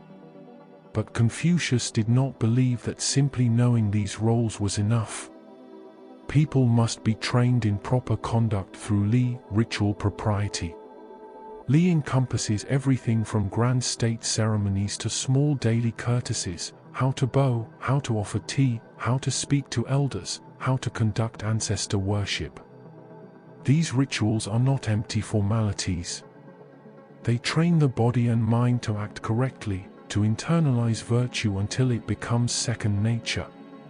When everyone performs the proper rituals, personal actions align with social and even cosmic harmony. Confucius dreamed of serving in government, of advising a ruler who would implement his vision of moral governance. He traveled from state to state, offering his counsel, but few rulers were willing to listen. They wanted military strategy and political cunning, not lectures on virtue. Disappointed but undeterred, Confucius gathered disciples and devoted his later years to teaching. He studied and compiled the ancient texts, poetry, history, ritual records, creating a curriculum that would educate generations of scholars. Though he died feeling like a failure, his students preserved his teachings, and his influence grew over the centuries. While Confucius looked to ancient rituals and social hierarchy, another thinker offered a radically different path. Laozi, whose name means old master, is a shadowy figure, possibly a contemporary of Confucius, possibly older, possibly not even a real person but a composite of several sages. Tradition holds that Laozi wrote the Daijing, a brief, enigmatic text that became the foundation of Taoism. The Daijing speaks of the Tao, the way, an underlying force or principle that permeates all existence. The Tao cannot be fully named or described, it is beyond words, beyond concepts. It is the natural flow of the universe, the pattern that governs the changing seasons, the growth of plants, the movement of water. To live well, one must align with the Tao, moving in harmony with its flow rather than striving against it. Laozi's key concept is wu wei, non-action or effortless action. This does not mean passivity or laziness. It means acting in accordance with nature, without forcing, without straining. Water is Laozi's favorite metaphor. Water is soft and yielding, yet it wears away the hardest stone. It flows to the lowest places, yet it is essential to all life. A wise ruler governs like water, gently guiding without coercion, allowing people to live naturally rather than imposing rigid controls. Where Confucius emphasized ritual, hierarchy, and active moral cultivation, Laozi warned against excessive intervention. He taught that the more rules and regulations a government imposes, the more disorder results. The more laws, the more thieves, he observed. Instead of elaborate ceremonies and strict social roles, Laozi advocated simplicity, humility, and returning to a natural, uncomplicated way of life. Taoism appealed to those weary of Confucian formality and ambition. It influenced farmers, who learned to work with the seasons rather than against them, and artisans, who valued spontaneity and intuition in their crafts. Taoist practices included meditation, breathing exercises, and the study of nature. Over time, Taoism developed into a complex tradition with its own rituals, temples, and priests, but at its core remained the ideal of living simply and harmoniously with the Tao. There is a famous story, possibly apocryphal, of a meeting between Confucius and Laozi. Young Confucius, eager to learn about ancient rituals, traveled to the Jew court archives where Laozi supposedly worked as a keeper of records. After their conversation, Confucius emerged awed and bewildered. He told his disciples that he understood birds and fish and beasts, but Laozi was like a dragon, mysterious and impossible to grasp. This story captures the contrast between Confucianism's practicality and Taoism's elusive mysticism. A third major school of thought took yet another approach. Legalism, as it came to be called, had little faith in either Confucian virtue or Taoist natural harmony. Legalist thinkers believed that human beings are fundamentally selfish. Without strict controls, they will pursue their own interests at the expense of others, leading to chaos. Legalist philosophers like Shong Yang, who served the state of Qin in the 4th century before the Common Era, and Han Fizi, who wrote in the 3rd century, advocated for jia, rule by law. They proposed that the state should establish clear, harsh laws and enforce them rigidly. Punishments for breaking the law should be severe, making disobedience costly. Rewards for obedience and service should be generous, incentivizing loyalty and hard work. Legalism centralized power in the hands of the ruler. It standardized weights and measures so that trade could be regulated. It organized taxation systematically, ensuring the state had resources for armies and public works. It relied on bureaucracy, officials appointed for competence rather than noble birth, to administer the law uniformly across the realm. Legalism transformed daily life in states that adopted it, especially Qin. Common people faced corvée labor, compulsory work projects like building roads and walls. Military conscription drafted farmers into the army. The state watched closely, organizing people into mutual responsibility groups where one person's crime could bring punishment to their neighbors, ensuring everyone monitored everyone else. This system was efficient but brutal. It created powerful, well-organized states capable of conquering rivals. The state of Qin, following legalist principles, eventually unified China in 221 before the Common Era. But the harshness of legalism also generated resentment and resistance, planting seeds for the dynasty's rapid collapse. These three schools, Confucianism, Taoism, and legalism, offered competing visions for governance and life. Confucius advised rulers like Duke Ari of Lu to lead by moral suasion, by Wang Dao, the kingly way. A truly virtuous ruler does not need to coerce, people follow him willingly because they admire and trust him. This model would later influence the imperial examination system, which selected government officials based on their knowledge of Confucian classics rather than their family background. Laozi, by contrast, warned rulers against overregulation. He promoted what we might call laissez-faire policies, allowing communities to govern themselves with minimal interference. This philosophy found favor during decentralized periods of the Zhou dynasty when central authority was weak and local autonomy was a practical necessity. Legalism powered Qin's dramatic unification of China. Qin standardized the writing script so that all regions used the same characters. It built roads and canals connecting distant provinces. It enforced laws uniformly from one end of the realm to the other. But the brutality of Qin rule, book burnings, executions of scholars, forced labor on massive projects like the Great Wall, provoked backlash. When the Qin dynasty fell after just 15 years, the succeeding Han dynasty sought a more moderate approach, blending Confucian ideals with practical legalist controls. These philosophical ideas shaped daily life in profound ways.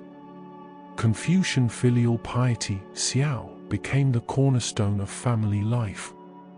Children were taught from an early age to honor their parents, to obey them, to care for them in old age, and to mourn them properly after death.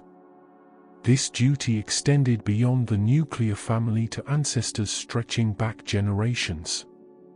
Villages organized themselves around these principles. Elders held authority, settling disputes through mediation based on Confucian ideals of harmony and respect rather than harsh punishment. Daoist practices influenced health and daily routines. Peasants and city dwellers alike turned to herbal medicine, drawing on the Daoist understanding of the body's energies and the balance of yin and yang. Breathing exercises, originally developed by Daoist adepts seeking longevity or even immortality, filtered into everyday life as methods for maintaining health. Feng Shui, the art of arranging spaces to harmonize with natural forces, guided the placement of homes, graves, and fields. Farmers consulted almanacs rooted in Daoist cosmology to choose auspicious days for planting or harvesting. The period of the 100 schools of thought saw debates spilling out beyond palace halls into marketplaces and town squares. Itinerant teachers gathered students, forming schools of philosophy. Scholars debated ethics, governance, the nature of reality, and the best way to live. These discussions reached artisan guilds, merchant associations, and farming communities, creating a culture of intellectual engagement that permeated society. let us compare the three major schools more directly. Confucianism focused on moral leadership and rituals. It emphasized education and the cultivation of virtue. Confucius taught, "Do not do to others what you do not want done to yourself," a principle of empathy and reciprocity. In daily life, Confucianism promoted clearly defined social roles and respect for hierarchy. Taoism advocated minimal intervention in governance. It emphasized simplicity and living in harmony with nature. Laozi wrote, "The Tao that can be told is not the eternal Tao," pointing to the ineffable, mysterious quality of ultimate reality. In daily life, Taoism encouraged a flexible, intuitive approach, valuing spontaneity and natural rhythms over rigid rules. Legalism prioritized strict laws and systematic rewards and punishments. It focused on discipline and practical utility. Legalist thinkers insisted, rewards and punishments must be certain, creating a predictable system of incentives and deterrents. In daily life, legalism meant tight state control, compulsory service, and little room for personal freedom. Interestingly, these schools did not remain separate. They blended and influenced each other. The Han Dynasty, which followed Qin, adopted what historians call a synthesis. Emperors publicly embraced Confucian rituals and rhetoric, presenting themselves as moral exemplars. But privately, they used legalist methods to control the bureaucracy and maintain order. Meanwhile, Daoist practices, especially those promising health and longevity, became popular among the elite. Women navigated these philosophies in complex ways. Confucianism, with its emphasis on hierarchy and filial piety, tended to confine women to domestic roles, stressing chastity and obedience. Yet Taoism, which revered the feminine principle of yin as essential to cosmic balance, sometimes elevated women's roles, particularly in folk healing and religious practices. Women could be Daoist priestesses or shamans, wielding spiritual authority that Confucianism rarely granted them. At the village level, these ideas blended into everyday practice. Elders mediated disputes using Confucian principles of harmony and face-saving compromise. Families consulted Daoist taboos to avoid planting or traveling on unlucky days. Communities enforced communal labor obligations through legalist-style fines and rewards, ensuring roads were maintained and irrigation ditches kept clear. By the end of the Warring States period, these schools of thought formed the intellectual core of Chinese civilization. They offered different answers to the same fundamental questions: how should we live? How should we govern? What is the good life? For thousands of years, Chinese thinkers would return to these questions, debating and reinterpreting Confucius, Laozi, and the legalists. In 605 of the Common Era, more than 800 years after Confucius died, the Tang dynasty would establish the imperial civil service examination system. This system tested candidates on their knowledge of Confucian classics. Success in the exams became the primary path to government office, regardless of one's family background. This system, with modifications, would continue for over 1,000 years, until the early 20th century. Through it, Confucianism became institutionalized as the official ideology of the Chinese state, shaping the education and values of countless generations of scholar officials.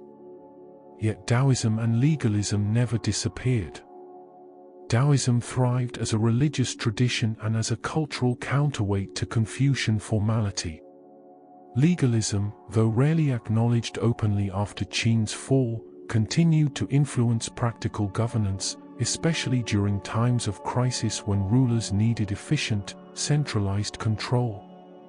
As you rest, imagine a marketplace in a warring state city. A crowd has gathered around a traveling scholar who debates with a local teacher. One argues for ritual and hierarchy, the other for simplicity and nature.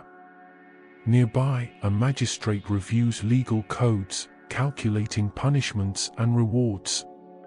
In a village outside the city, a family prepares for an ancestor ceremony, children learning the proper bows and offerings. An elderly healer gathers herbs, timing the harvest to the phases of the moon, aligning with the Tao. All these scenes, all these ideas, coexist and interweave. The age of philosophers was a time when fundamental questions were asked and brilliant, diverse answers proposed. These answers did not cancel each other out. Instead, they formed a rich, complex tradition that could adapt to different needs and different times. Confucianism provided order and moral guidance. Taoism offered spiritual depth and flexibility. Legalism supplied practical tools for governance. Together, they created a civilization of remarkable endurance and sophistication. Rest now, letting these ancient voices, Confucius calling for virtue, Laozi praising simplicity, the legalists demanding order, wash over you like gentle waves. Feel the weight of their questions, the beauty of their insights, and the long shadows they cast across history. Let the slow rhythm of philosophical reflection carry you deeper into peaceful sleep, where wisdom and rest intertwine.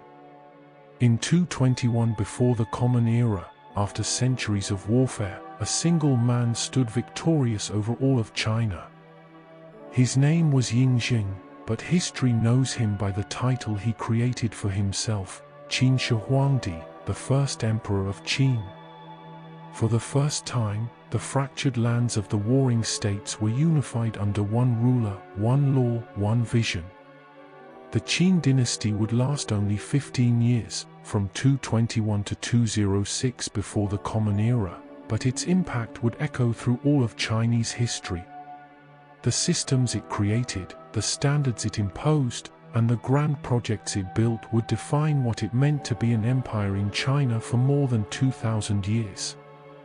The path to unification was not quick. From 230 to 221 before the Common Era, the state of Qin systematically conquered its 6 rival states one by one. The campaign began with Han, a weaker state absorbed relatively easily. Then came Zhao, Wei, Chu, Yang, and finally Qi, which surrendered without a fight in 221. Each conquest expanded Qin's territory and demonstrated the overwhelming power of its military machine. This military superiority did not arise by accident. It was built deliberately through legalist reforms implemented over generations.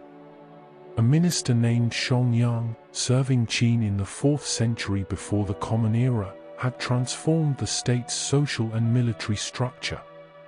He abolished the old aristocratic privilege, creating a merit-based system where soldiers advanced through the ranks by earning military achievements, particularly by taking enemy heads in battle.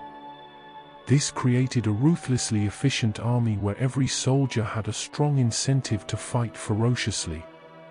Qin's technological advantages also played a crucial role. They equipped their armies with iron weapons superior to the bronze still used by some rivals. They deployed crossbows on a massive scale. Crossbows required less training than traditional bows but could pierce armor at range, allowing Qin to field larger effective armies more quickly than states relying on skilled archers. Combined with disciplined tactics and superior logistics, these advantages made Qin's military virtually unstoppable. Having conquered all rivals, Qin Shi Huangdi faced the challenge of actually ruling this vast territory. He made a revolutionary decision: he abolished feudalism entirely. For centuries, Chinese rulers had governed by granting land to noble families who ruled as semi-independent lords. This system had fragmented the Zhou dynasty and fueled the warring states period. Qin Shi Huangdi would have none of it. He divided the empire into administrative units called commanderies and counties, each governed by officials appointed directly by the emperor and subject to removal at his pleasure. These officials held no hereditary rights, they served at the emperor's will. Power flowed from the center, and all loyalty was directed toward the throne. But unification required more than political control. The Qin dynasty implemented sweeping standardization measures that transformed daily life across the empire. They imposed uniform weights and measures, so a pound in one region meant the same as a pound anywhere else. This made trade fairer and taxation more systematic. They standardized currency, introducing the banliang, round bronze coins with square holes in the center. These became the standard coinage for centuries, simplifying commerce and helping to integrate the economy. Even the width of cart axles was standardized. This might seem like a minor detail, but it had profound implications. With uniform axle widths, cart wheels created standard ruts in roads. Any cart could travel smoothly on any road, making transportation more efficient and boosting trade. Without standardization, carts from different regions would fight against mismatched ruts, slowing travel and damaging vehicles. Perhaps most importantly, Qin standardized the writing system. During the Warring States period, different regions had developed their own script variations. The same word might be written differently in Qin, Chu, and Qi, making communication difficult. Qin Shi Huangdi imposed a single script, the small seal script, across the entire empire. This enabled bureaucrats in distant provinces to read imperial decrees and send reports back to the capital. It allowed merchants from different regions to conduct business using the same written contracts. It created cultural unity, a shared written language that helped forge disparate peoples into a single civilization. This standardized script, modified over time, evolved into the Chinese writing system still used today. To physically connect the empire, Qin built an extensive road network spanning 6,800 kilometers.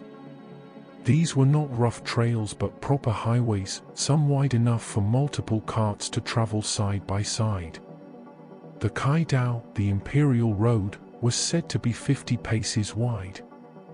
These roads allowed the emperor's armies to move quickly to trouble spots, suppressing rebellions before they could spread. They also facilitated commerce and the flow of information, knitting the empire together through physical connection. The capital city, Xianyang, became a model of imperial grandeur. Located in the Wei River Valley, the same region from which Qin had launched its conquests, Xianyang housed more than 200,000 people. The emperor built lavish palaces, some designed to mimic the architecture of the conquered states. This served a symbolic purpose. By recreating the palaces of defeated kings within his own capital, the first emperor demonstrated that all previous powers now belonged to him alone. Qin expansion did not stop with the original warring states. The emperor sent armies south to conquer territories in what is now Guangdong and Guangxi, reaching the Pearl River Delta. These were regions beyond traditional Chinese civilization, inhabited by peoples the Qin considered barbarians. Yet Qin incorporated them into the empire, extending Chinese culture and administration into new lands. To the north, Qin armies pushed into territories controlled by nomadic peoples, setting borders that approximate modern China's outline in many regions. These conquests and construction projects required enormous labor. The Qin dynasty mobilized millions of people through corvée labor, compulsory work service owed to the state. Peasants were drafted to build canals, roads, palaces, and fortifications. One remarkable project was the Lingxiu Canal, which linked the Yangtze River system to the Pearl River system. This canal enabled goods and troops to move between southern and central China by water, greatly improving logistics and helping to integrate the newly conquered south into the empire. But the most famous Qin construction project, the one that has captured imaginations for 2,000 years, is the Great Wall. When we think of the Great Wall of China today, we usually picture the stone and brick fortifications built during the Ming Dynasty more than 1,000 years after Qin. But the origins of the wall lie with Qin Shi Huangdi. Around 218 before the Common Era, the emperor ordered the connection and extension of various defensive walls that earlier states had built along their northern borders. These were combined into a continuous barrier stretching roughly 5,000 kilometers from the east to the western deserts. The wall was built primarily of rammed earth, layers of dirt pounded hard with wooden tools until they formed solid, durable walls. The purpose was to defend against raids by the Xiongnu, nomadic peoples from the steppes whose cavalry threatened Chinese settlements. General Meng Tian led the project, commanding 300,000 troops who both built the wall and garrisoned it. The work was brutal. Hundreds of thousands of laborious, many of them convicts or conscripted peasants, toiled under harsh conditions. The death toll was immense, with workers succumbing to exhaustion, disease, and the brutal climate of the northern frontier. The bodies of those who died were sometimes incorporated into the wall itself, a grim testimony to the human cost of imperial ambition. The Great Wall became a powerful symbol of Qin engineering prowess and defensive strategy. It marked the boundary between Chinese civilization and the perceived chaos beyond. But it also symbolized the ruthlessness of Qin rule, the willingness to sacrifice countless lives for grand state projects. Yet even the Great Wall pales in comparison to the most astonishing Qin construction, the Emperor's Tomb and its guardian army. In 1974, farmers digging a well near the modern city of Lebanon broke through into an underground chamber. What they discovered stunned the world: the Terracotta Army, an immense burial complex guarding the tomb of Qin Shi Huangdi. The Terracotta Army consists of roughly 8,000 life-sized clay soldiers, along with horses, chariots, and weapons. Each warrior is unique, with individual facial features, hairstyles, and expressions.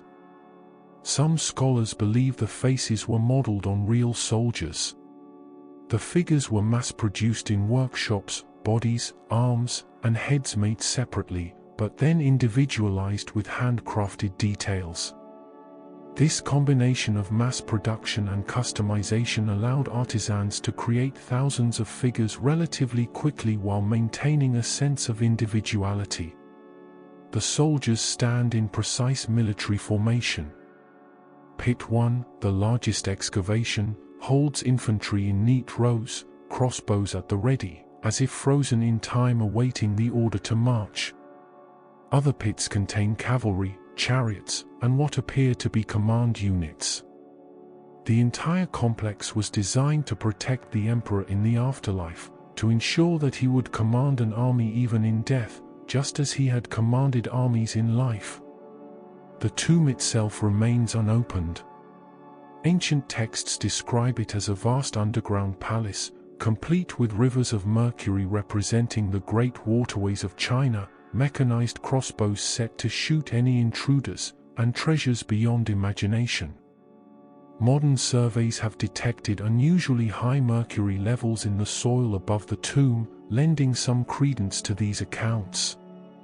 But archaeologists have not yet excavated the central burial chamber, partly out of respect and partly from fear that opening it might destroy delicate artifacts. So the first emperor still rests undisturbed, surrounded by his eternal army, waiting. Qin Shi Huangdi's reign was marked by grandeur but also by brutality.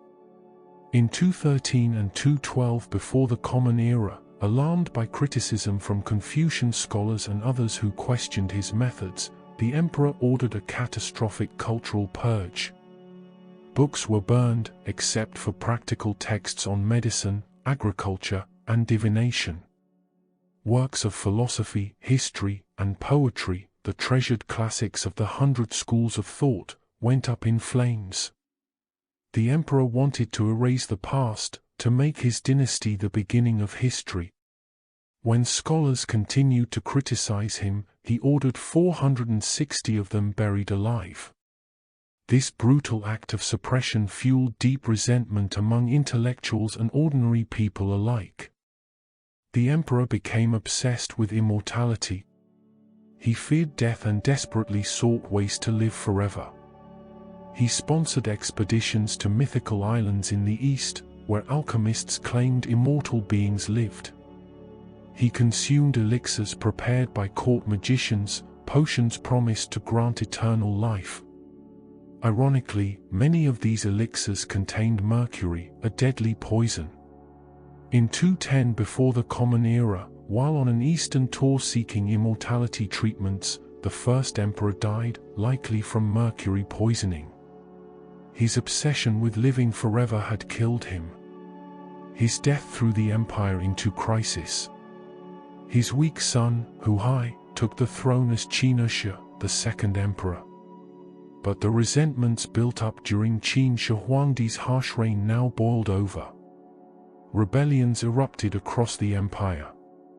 Two leaders emerged from the chaos: Liu Bang, a former minor official, and Xiong Yu, an aristocratic general. They led forces against the Qin, and by 207 before the Common Era, rebel armies captured and burned Xianyang. The second emperor was dead, and the Qin dynasty, which had seemed so powerful just years before, collapsed.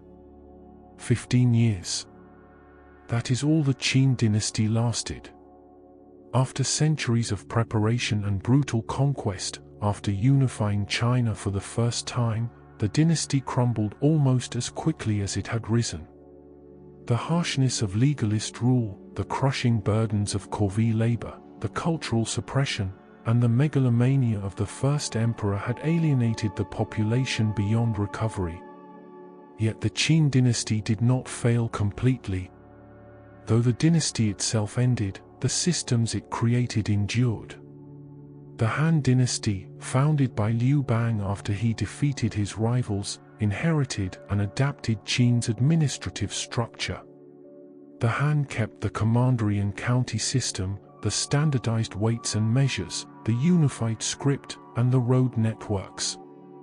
They moderated the harshness, blending Confucian ideals with legalist methods, but the imperial model, centralized, bureaucratic, ruled by a single emperor claiming authority over all under heaven, was Qin's creation. For the next 2,000 years, every Chinese dynasty would follow this model. The title Qin Shi Huangdi created for himself, Huangdi, Emperor, would be claimed by rulers until the early 20th century. The ideal of a unified China, a single realm under one government, one writing system, one set of laws, traces directly back to the Qin. Even the name China itself may derive from Qin, the dynasty that first made unity a reality. As you rest, picture the first emperor standing atop his palace, gazing out over an empire that stretches beyond the horizon. Imagine the Great Wall snaking across mountains and deserts, an endless line of rammed earth holding back the northern steppes. See the terracotta warriors standing silent in the darkness beneath the earth, waiting for commands that will never come. Feel the weight of a single script spreading across the land, allowing distant peoples to read the same words, to share the same stories. The Qin dynasty was a time of ruthless efficiency and staggering ambition, of unification bought at terrible cost. It built monuments that endure to this day, created systems that outlasted it by millennia, and demonstrated both the power and the danger of absolute rule. Its 15 years burned bright and fierce, transforming China forever before collapsing in flames. Rest now with the image of that brief, brilliant, brutal dynasty. let the slow march of the terracotta army escort you into deeper sleep.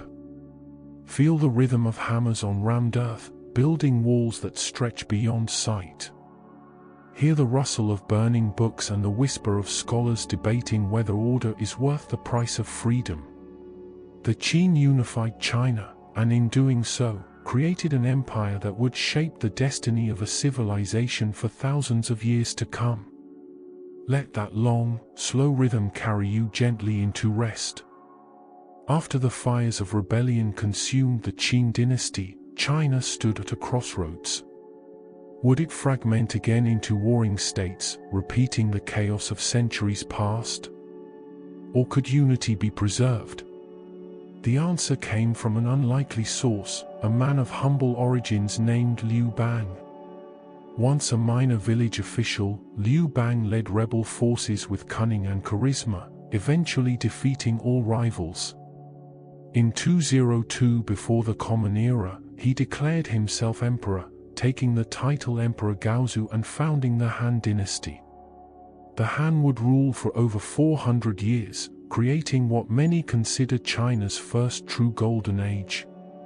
Liu Bang established his capital at Chang'an, in the fertile Wei River Valley where the Qin had once ruled. But Liu Bang understood that the harsh legalist methods of the Qin had alienated the people and destroyed the dynasty. He took a different approach, emphasizing Confucian benevolence and reducing the oppressive burdens that had made Qin rule unbearable. Taxes were lowered. Corvée labor requirements were eased. The constant, grinding pressure that had crushed the common people under the Qin began to lift. The Han dynasty is divided into two periods, separated by a brief interruption. The Western Han lasted from 206 before the Common Era to 9 of the Common Era. Then came a short-lived dynasty called the Xin, established by a usurper named Wang Mang who ruled from 9 to 23 of the Common Era. His reforms failed, rebellion erupted, and the Han was restored. The Eastern Han ruled from 25 to 220 of the Common Era. Together, these two Han periods spanned more than 4 centuries, making the Han China's longest early imperial era. The early Han emperors focused on recovery and consolidation. Emperor Wen and Emperor Jing, ruling in the 2nd century before the Common Era, continued the policies of tax reduction and light government. They understood that the people needed time to heal from the wars and the brutal Qin period. Under their gentle rule, the population recovered and grew. Farms became productive again. Trade flourished. By the height of the Han dynasty, China's population reached approximately 60 million people, an astonishing number for the ancient world. One of the most significant developments of the Han dynasty was the opening of the Silk Road. In 138 before the Common Era, Emperor Wu sent an envoy named Zhongqian on a diplomatic mission to Central Asia. Zhongqian's goal was to form alliances against the Xiongnu, the nomadic people who constantly raided China's northern borders. Though his diplomatic mission largely failed, he was captured and held prisoner for years. Zhongqian's journey had an unintended consequence far more important than any military alliance. Zhongqian returned to China with knowledge of distant lands, the oasis kingdoms of Central Asia, the powerful Parthian Empire in Persia, and even rumors of Rome far to the west. He brought back exotic goods, grapes and alfalfa, superior horses bred on the steppes, strange plants and precious stones. Most importantly, he brought back knowledge of trade routes that connected China to the Western world. Over the following decades, during Emperor Wu's long reign from 141 to 87 before the Common Era, these routes developed into what we now call the Silk Road. Caravans of merchants traveled from China through the deserts and mountains of Central Asia, carrying silk, iron goods, and lacquerware westward.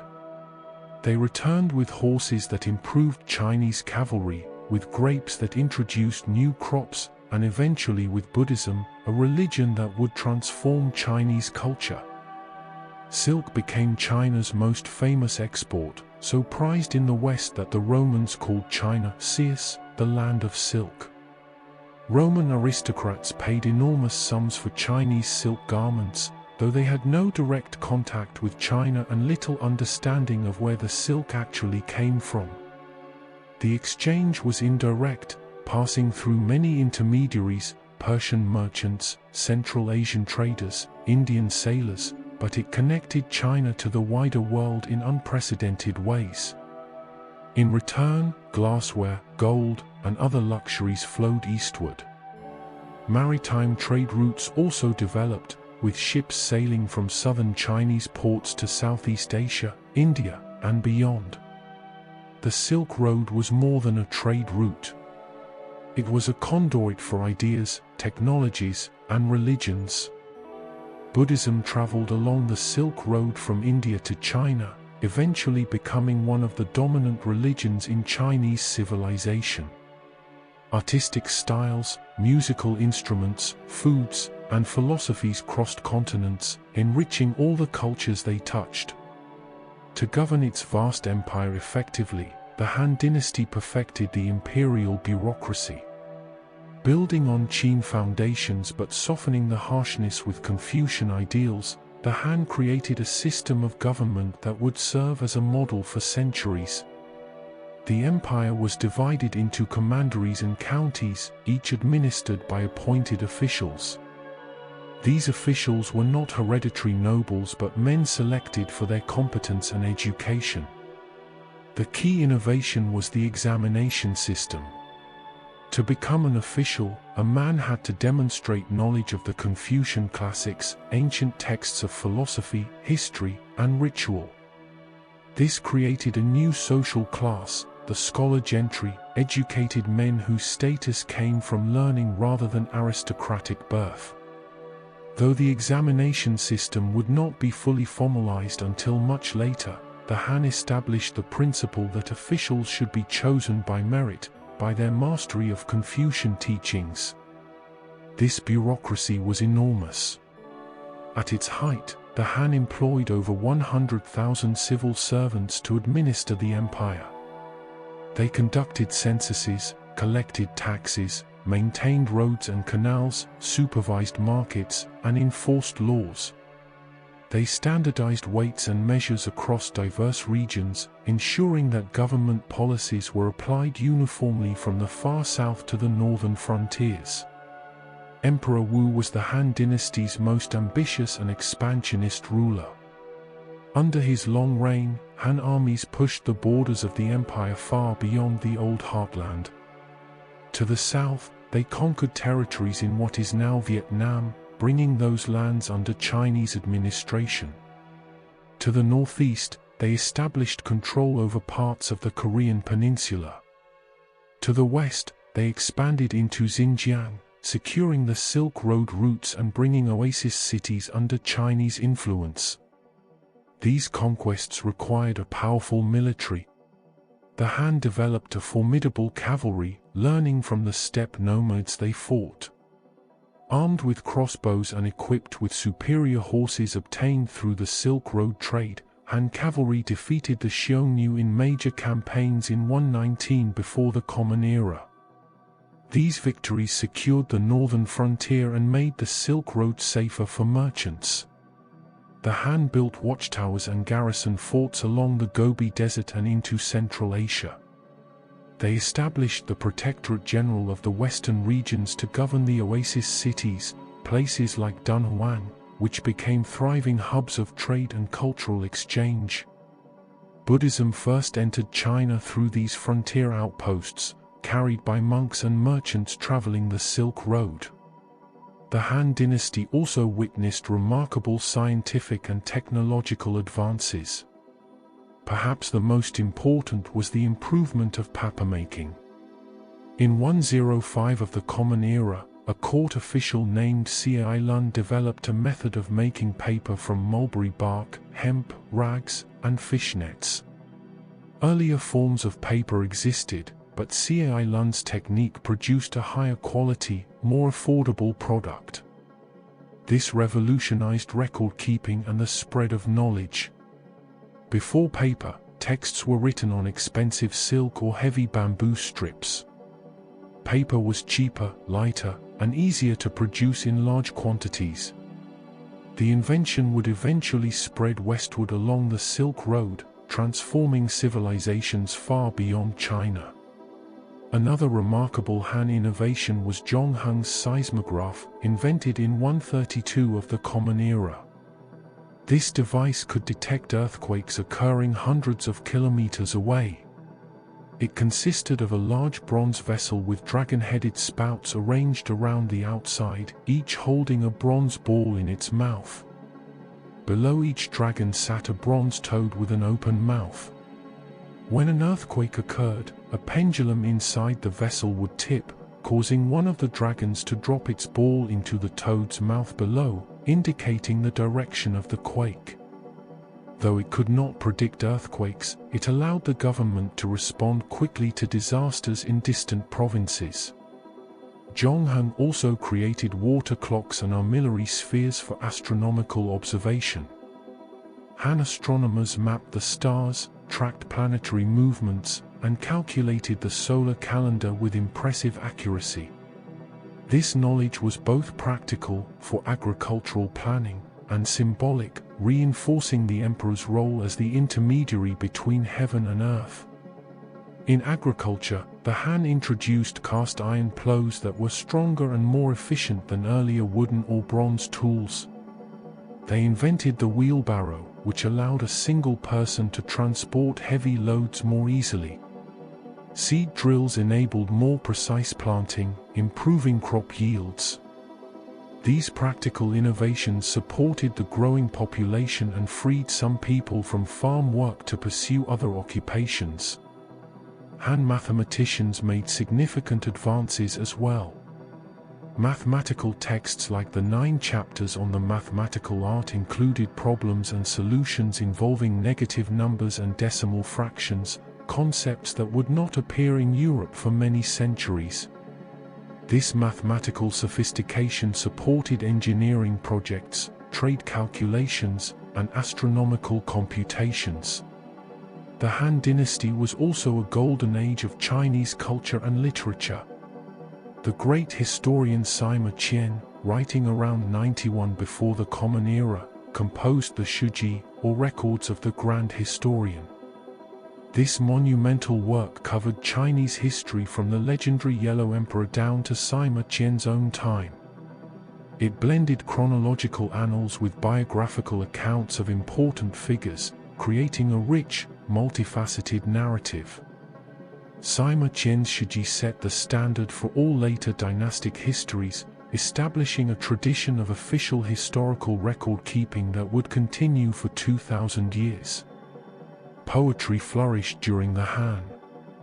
Fu poetry, elaborate rhymed prose pieces often describing grand palaces, became popular at court. Yuefu ballads, folk songs collected and preserved by the Music Bureau, captured the lives and feelings of ordinary people, soldiers longing for home, women waiting for absent husbands, farmers celebrating the harvest. These ballads give us intimate glimpses into Han society. Artisans reached new heights of skill. Han tombs contain exquisite lacquerware, multiple layers of colored lacquer applied to wood or fabric, creating objects of stunning beauty. Silk weaving became increasingly sophisticated, with complex patterns and vibrant dyes. Bronze mirrors, polished to a reflective shine and decorated with intricate designs, were prized possessions, often placed in tombs to accompany the dead. Under Emperor Wu, Confucianism became the state orthodoxy. Imperial academies were established to train officials in Confucian classics. The teachings of Confucius, emphasizing moral virtue, filial piety, and proper ritual, shaped government policy and social norms. Confucian scholars staffed the bureaucracy, bringing their emphasis on ethical governance to administration. Yet Confucianism did not stand alone. Daoist philosophy continued to influence Han culture, especially in medicine and personal spirituality. The concept of yin and yang, the complementary opposites that balance the universe, informed Han cosmology and medical theory. Divination practices, fortune-telling, and the reading of omens remained important, blending Confucian rationality with older beliefs in spirits and cosmic forces. But no dynasty lasts forever. By the later years of the Eastern Han, cracks began to appear. Power at court shifted away from the emperor to eunuchs and the families of imperial consorts. These groups competed for influence, creating factions and intrigue. Corruption spread through the bureaucracy. Officials who should have served the people served themselves instead, extorting bribes and oppressing the peasants. Natural disasters struck with increasing frequency. The Yellow River flooded catastrophically in 132 of the Common Era and again in 153, drowning hundreds of thousands and displacing millions. Droughts and famines followed. The peasants, burdened by taxes, corvée labor, and natural calamities, grew desperate. In 184 of the Common Era, a massive peasant rebellion erupted. The rebels called themselves the Yellow Turbans, after the yellow scarves they wore as identification. Led by Zhongju, who claimed magical powers and promised a new age of peace and prosperity, the Yellow Turbans attracted hundreds of thousands of followers. Though the government eventually suppressed the rebellion, the effort exhausted the dynasty and revealed its weakness. Regional warlords, who had raised armies to fight the Yellow Turbans, now refused to disband them. They carved out their own territories and ignored the emperor's commands. One of the most powerful warlords was Cao Cao, a brilliant strategist who controlled much of northern China. By 190 of the Common Era, the Han Emperor was a puppet, controlled by whichever warlord held the capital. In 220 of the Common Era, the last Han Emperor, Liu Xie, abdicated. The Han dynasty officially ended, though it had been powerless for decades. China fragmented into three rival kingdoms, Wei in the north, Shu in the southwest, and Wu in the southeast. This period, called the Three Kingdoms, would be a time of warfare and division, remembered in epic tales and legends. Yet the Han dynasty's legacy endured. The very word Han became the name for the ethnic Chinese people, a name still used today. The innovations of the Han, paper, the examination system, the Silk Road trade networks, the standardized bureaucracy, shaped imperial China for the next 2,000 years.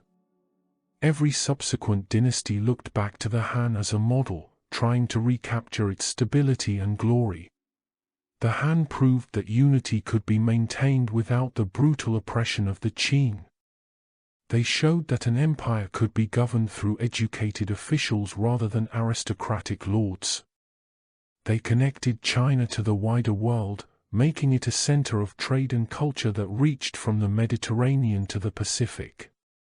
As you rest, picture the Silk Road stretching across deserts and mountains, caravans of camels carrying bolts of shimmering silk westward and bringing back strange treasures from distant lands. Imagine the capital at Chang'an, bustling with hundreds of thousands of people, markets filled with goods from across the known world, scholars debating in academies, officials copying documents onto fresh sheets of paper. See Zhongheng's seismograph, the bronze dragons waiting to drop their balls at the tremor of distant earthquakes.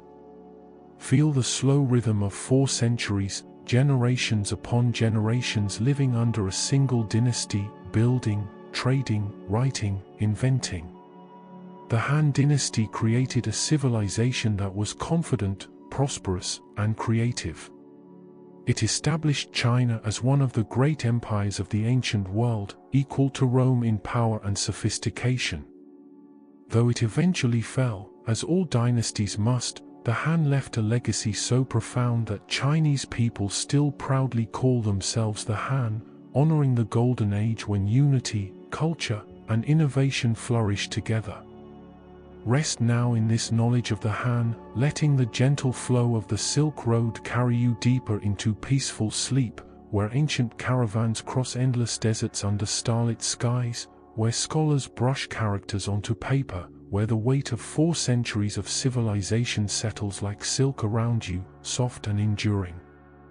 Beyond the grand narratives of emperors and battles, beyond the construction of walls and the opening of trade routes, there lived millions of ordinary people.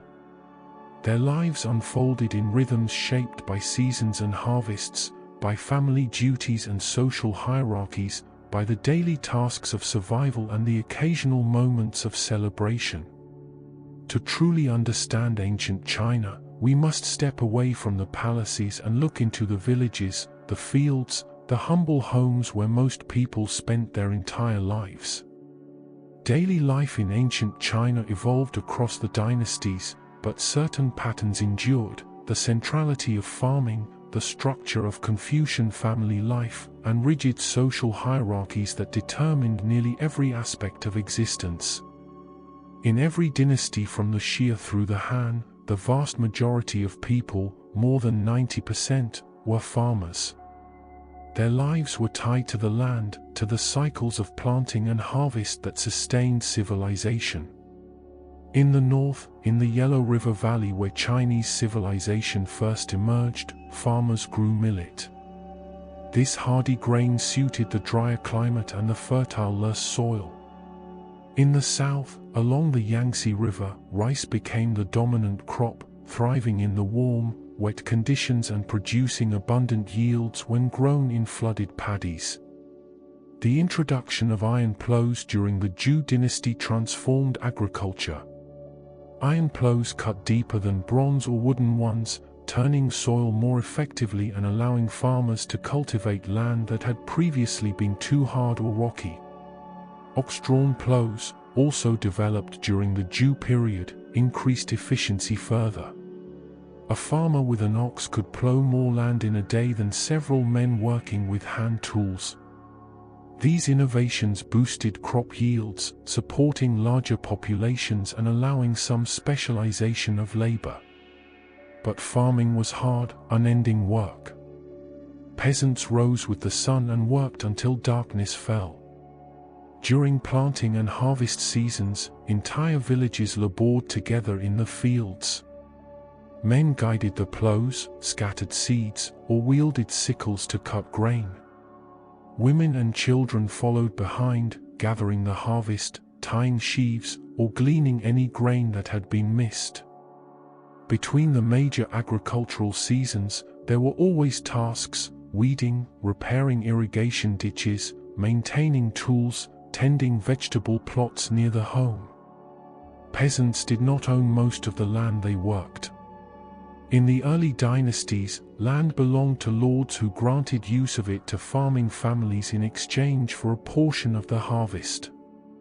During the Qin and Han dynasties, as feudalism gave way to imperial administration, peasants still owed taxes to the state, taxes paid in grain, in cloth, in labor. Corvée labor, compulsory work service, required peasants to spend weeks or months away from their farms, building roads, canals, walls, or palaces. This burden was especially heavy during the Qin dynasty, when massive construction projects demanded enormous labor forces. In addition to communal fields that supported their lords or the state, families typically had small plots where they could grow vegetables and raise a few animals: chickens, pigs, perhaps a goat. These family plots provided variety to the diet and a small surplus that could be traded or sold. But the margin between survival and starvation was always thin. A bad harvest, a flood, a drought, or excessive taxation could push a family into desperation. Despite their essential role in feeding society, peasants ranked above only one group in the Confucian social hierarchy: merchants. Confucian philosophy valued productive work like farming and craftsmanship but viewed trade with suspicion. Merchants produced nothing, Confucians argued, they merely moved goods from one place to another, profiting from others' labor. So even though some merchants became quite wealthy, especially during the Han Dynasty when Silk Road trade flourished, they were officially ranked at the bottom of society, below farmers and artisans. At the heart of daily life, across all social classes, stood the family. The extended family was the core social unit.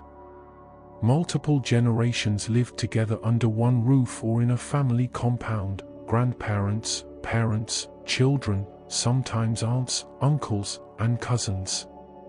The eldest male, the patriarch, held authority over the entire household.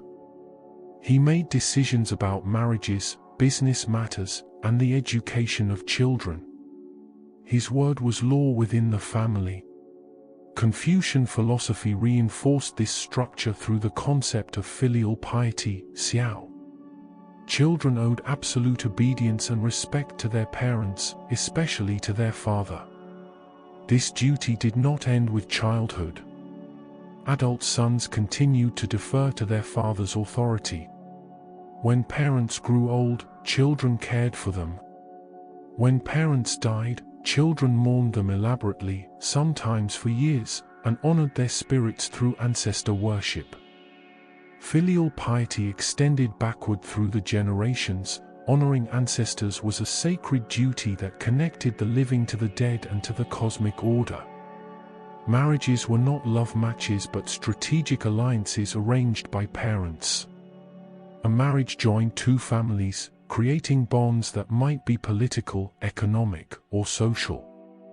Parents selected spouses for their children based on family background, wealth, and auspicious fortune-telling.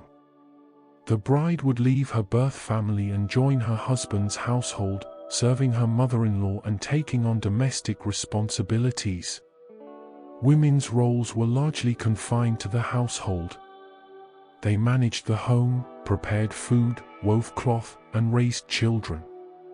In peasant families, women also worked in the fields during planting and harvest. Despite these essential contributions, Confucian ideology positioned women as subordinate to men. A woman obeyed her father in youth, her husband in marriage, and her sons in old age. She had little legal or political power. Yet women's roles had not always been so restricted. In the earliest Neolithic villages, like Banpo near modern 11 and dating back thousands of years before the Xia dynasty, some evidence suggests more egalitarian or even matrilineal social structures. Women may have held spiritual authority as shamans or leaders. But as Chinese civilization developed, as Confucian values became dominant, women's status generally declined, their lives increasingly constrained to the domestic sphere. Still, in villages and among common people, women often wielded significant informal power. Folk healers and midwives were usually women, possessing knowledge of herbs and rituals that gave them respect and influence in their communities. Children were precious.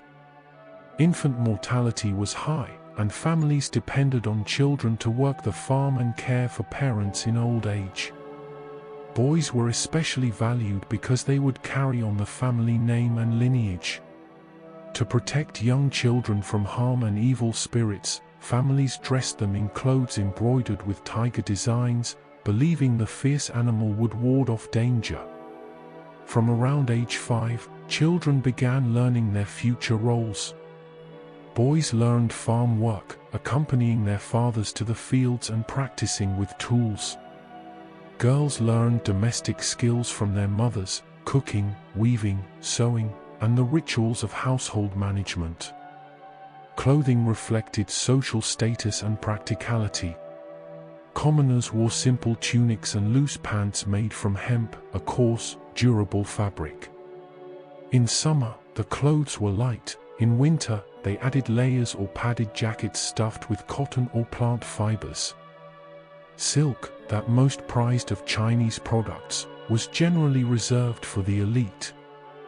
Laws during later dynasties, like the Sui, mandated that poor people wear only blue or black clothing, reinforcing social distinctions through dress. Both men and women wore their hair long, bound up in buns.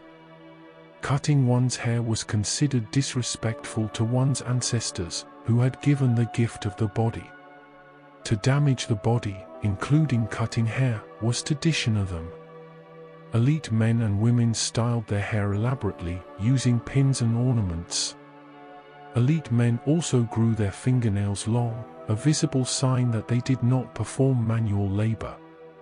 Long nails demonstrated that one belonged to the scholar or official class, not the peasant class. Footwear was simple for most people, straw sandals woven from rice stalks or hemp. Only the wealthy could afford leather shoes or boots.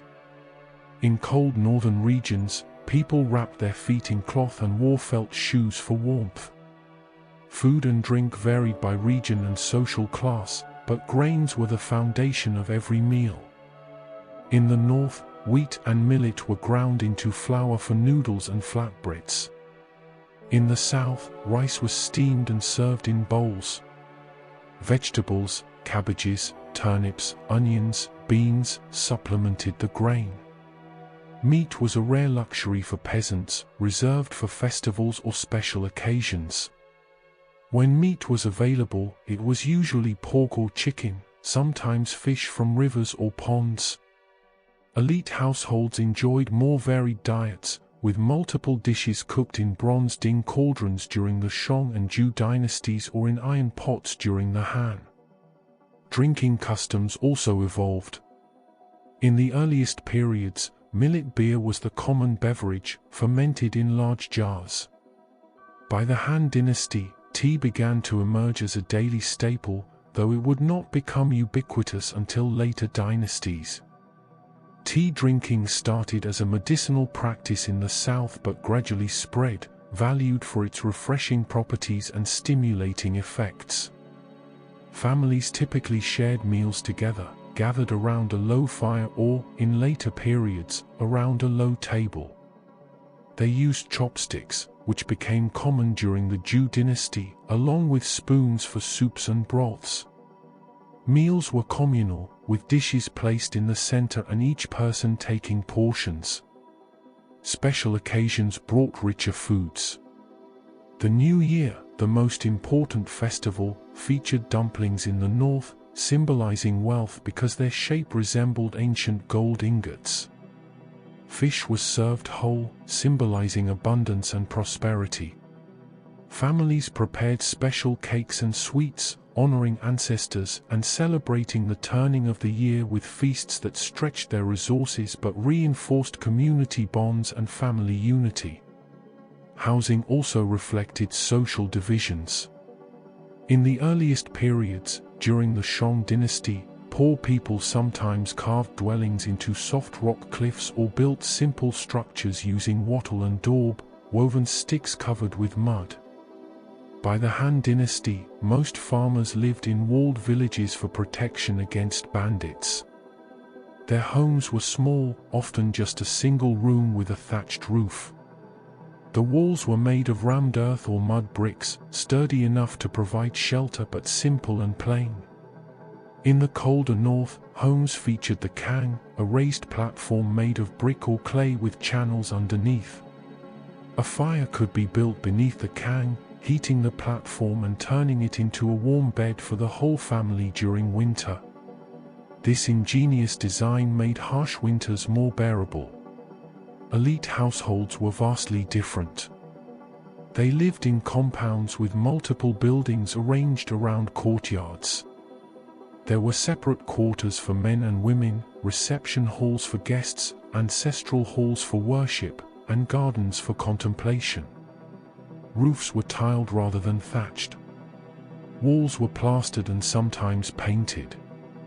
Furniture included carved wooden chairs, tables, and storage chests, luxuries far beyond what peasants could afford. Cities were centers of craft production and trade. Anyang, the Shang capital, and Chang'an, the Han capital, housed not only government offices and palaces but also districts where artisans worked. Potters, bronze smiths, silk weavers, jade carvers, and lacquer workers plied their trades, producing goods for elite patrons and for trade. These artisans occupied a middle position in the social hierarchy, above merchants but below farmers, according to Confucian ideology, though their specialized skills often brought them respect and decent incomes. Education was the pathway to social mobility, but it was a narrow path available to few. The Confucian examination system, developed during the Han Dynasty, theoretically allowed any boy with talent to rise through society by mastering the Confucian classics. In practice, only families with some resources could afford to send a son to school rather than having him work in the fields. Still, it was possible. Stories celebrated poor boys who studied by firelight, memorized the classics, passed the exams, and became officials, bringing honor and prosperity to their families.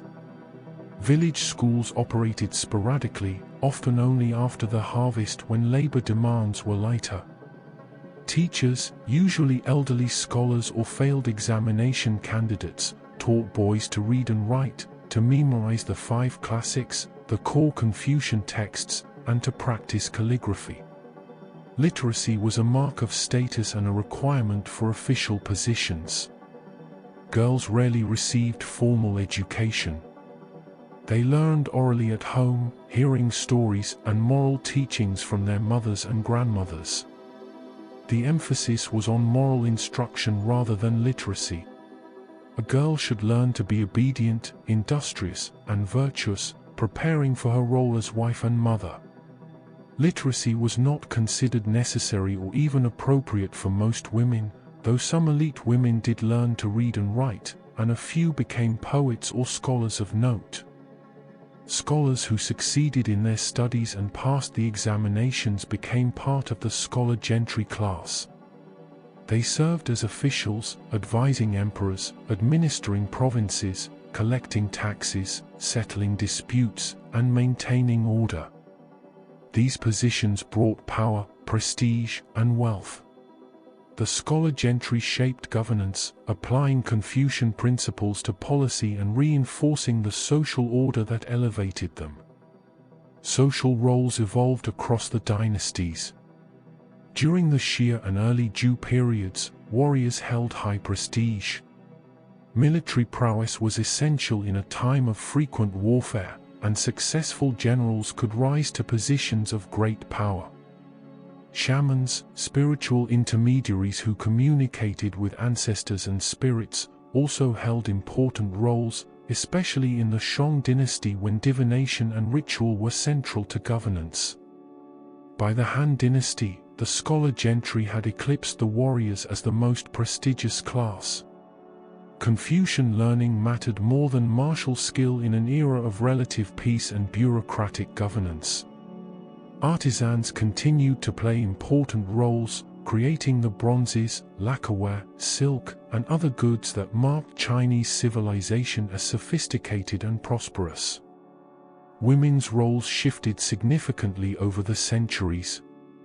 In Neolithic times, women may have held leadership positions as shamans or clan elders. Evidence from early burials suggests some measure of equality or at least female spiritual authority. But as Confucian ideology took hold, women's public roles diminished. By the Han dynasty, Confucian ideals confined women to the domestic sphere, emphasizing their duties as daughters, wives, and mothers rather than as independent individuals. Yet folk practices often contradicted official ideology. In villages, women served as healers, knowing which herbs could cure fevers, ease childbirth, or ward off illness. They performed rituals to protect crops and homes from evil spirits. These roles gave them a kind of power and respect that official Confucianism did not acknowledge but that communities valued deeply. As you rest, picture a village at dusk after a long day of harvest. smoke rises from cooking fires. Families gather in their small homes, sharing a simple meal of millet or rice, vegetables from the garden, perhaps a bit of preserved fish. Children listen to grandparents telling stories of ancestors and spirits. Outside, the fields lie empty under the fading light, waiting for tomorrow's labor. Imagine the slow rhythm of the seasons governing life, planting in spring, weeding in summer, harvesting in autumn, resting and repairing in winter. Feel the weight of generations living in much the same way, sons following fathers, daughters following mothers, each generation passing down knowledge, skills, and traditions. See the fine gradations of social status reflected in clothing, food, and homes, the endless reminders of one's place in the hierarchy.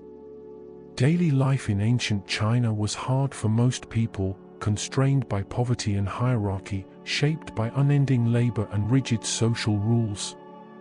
Yet within these constraints, people found meaning. They honored their ancestors, cared for their families, celebrated festivals, and passed down the accumulated wisdom of countless generations. During the Han Dynasty, scholars compiled comprehensive dictionaries like the Shuoan Jiezi, which analyzed thousands of characters, explaining their structure and etymology. These dictionaries codified the writing system, shaping literacy and literature for all subsequent imperial eras. Students for the next 2,000 years would study these foundational texts, learning not just how to write but how to think about language and meaning. The cultural foundations laid by ancient dynasties remain deeply embedded in Chinese consciousness. The Zhou dynasty's concept of the mandate of heaven established a framework for understanding political legitimacy that persisted into the modern era. Rulers governed not by divine right inherited through bloodlines alone but by virtue. Heaven granted the mandate to those worthy of ruling and withdrew it from those who failed their people. This idea justified rebellion against corrupt or incompetent rulers, framing revolution not as chaos but as the restoration of cosmic order. This concept echoed through Chinese history. Every dynastic transition was explained through the mandate of heaven. Even in 1911, when revolutionaries overthrew the Qing dynasty and established the Republic of China, they drew on this ancient idea, arguing that the Qing had lost the mandate through corruption, weakness, and failure to protect China from foreign imperialism. Confucian virtues, articulated during the Hundred Schools period of the late Zhou dynasty, permeated Chinese culture for millennia. Filial piety, the sacred duty of children to honor and obey their parents, shaped family life across all social classes. Rituals governing relationships between ruler and subject, father and son, husband and wife, elder and younger created a hierarchical yet stable social order. These values were taught in schools, reinforced through examinations, and embedded in law. Even 20th-century reforms that challenged Confucianism could not entirely erase its influence on Chinese attitudes toward family, education, and authority. Ancestor worship, which we first encountered in Shang bronze rituals, evolved but never disappeared. Through the Zhou, Qin, Han, and all later dynasties, Chinese families honored their dead. They maintained ancestral altars in their homes, performed rituals on death anniversaries, and swept tombs during festivals like Qingming. Over time, these practices blended with Daoist and Buddhist elements, creating a rich, syncretic religious culture. But the core idea, that the living owe duties to the dead, and the dead remain connected to the living, traces back to the Shang bronzes we discussed, to the elaborate tombs and sacrifices that defined early Chinese civilization. The governance models established by ancient dynasties shaped Chinese imperial administration until the 20th century. The Han dynasty's imperial examination system, selecting officials based on mastery of Confucian classics, created a meritocratic pathway that, in theory at least, allowed talented individuals from humble backgrounds to rise to positions of power. This system expanded and became more formalized in later dynasties, particularly during the Tang and Song. For over 1,000 years, from the Han through the early 20th century, the examination system was the primary method of recruiting government officials. Even after the examination system was abolished in 1905, its influence persisted. Modern civil service examinations in China and competitive academic testing systems draw on the same principle, that merit, demonstrated through mastery of knowledge, should determine one's position in society. The cultural reverence for education, the intense pressure on students to perform well on exams, the belief that study and hard work can lead to success, all these attitudes have roots in the Han examination system and the Confucian values it promoted. The Qin dynasty's centralized bureaucracy, with its commanderies and counties administered by appointed officials, became the template for all later Chinese empires. The Han adopted and expanded this system, and subsequent dynasties refined it further. The idea that a vast empire could be governed through layers of appointed officials, all answerable ultimately to the emperor, proved remarkably durable. This centralized model allowed Chinese empires to administer territories far larger and more populous than most ancient states could manage. Even Zhou feudalism, though officially abolished by Qin, left traces. Regional loyalties and the importance of local gentry persisted. Provincial identities, the sense that one was from Sichuan or Fujian or Shaanxi, reflected the old feudal divisions. And the infrastructure built during these ancient dynasties continued to shape Chinese development. The flood control and canal systems begun under the legendary Yu the Great and expanded during the Han eventually grew into the Grand Canal, a massive waterway linking northern and southern China. Built primarily during the Sui and Tang dynasties, the Grand Canal connected the Yellow River and Yangtze River systems, enabling the transport of grain, goods, and people across vast distances. For over 1,400 years, this canal was crucial to China's economy, and it functioned because it built upon the hydraulic engineering traditions established thousands of years earlier. The Silk Road, opened during the Han Dynasty, established China as a central node in global trade networks. Though the Silk Road waxed and waned over the centuries, the principle that China should be connected to the wider world through trade persisted. Today, China's Belt and Road Initiative, a massive infrastructure and investment project linking China to Asia, Europe, and Africa, echoes the ancient Silk Road, consciously invoking that historical legacy. Technological innovations from ancient dynasties had lasting impacts. Shong bronze casting pioneered metallurgical techniques that evolved over centuries. By the Song dynasty, Chinese craftsmen were producing high-quality steel. Imperial arsenals standardized weapons production using methods that traced back to Shong and Zhou bronze workshops. The invention of paper during the Han Dynasty revolutionized knowledge transmission. Before paper, texts were expensive and rare, written on silk or bamboo. Paper made books affordable and portable. It enabled the spread of literacy, the proliferation of literature, and eventually the invention of printing. Chinese paper-making technology spread along the Silk Road, reaching the Islamic world and eventually Europe, transforming civilizations far beyond China. When we consider the global impact of paper on education, religion, administration, and culture, we see how a single Han innovation rippled across centuries and continents. National identity itself has roots in these ancient dynasties. The term Han to describe the majority ethnic group in China comes directly from the Han dynasty. Approximately 92% of China's population identifies as Han Chinese, tracing their cultural heritage to the Yellow River heartland where Chinese civilization first emerged. This identity was forged over millennia, as the descendants of the Shang and Zhou peoples absorbed neighboring groups, expanded territorially, and developed a shared culture based on common language, Confucian values, and historical memory. The Great Wall, begun under the Qin dynasty, became a powerful symbol of Chinese unity and civilization. It represented the boundary between the settled, agricultural, civilized core and the nomadic, pastoral, barbarian periphery. This division reinforced the concept of Han Chinese as the civilized center, a notion that shaped Chinese self-perception and attitudes toward minority groups for centuries.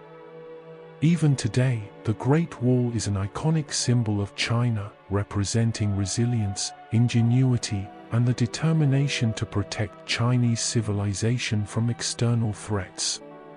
The myths of the Yellow Emperor and the other legendary rulers served to unify diverse tribes and peoples into a single cultural identity.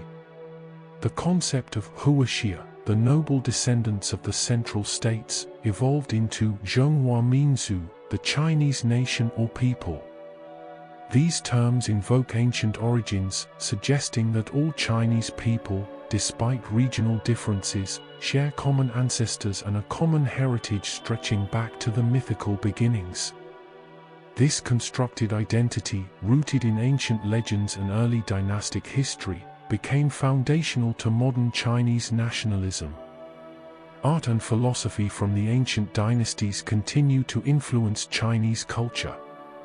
The mysterious Daotai masks on Shang bronzes inspired decorative motifs used for thousands of years.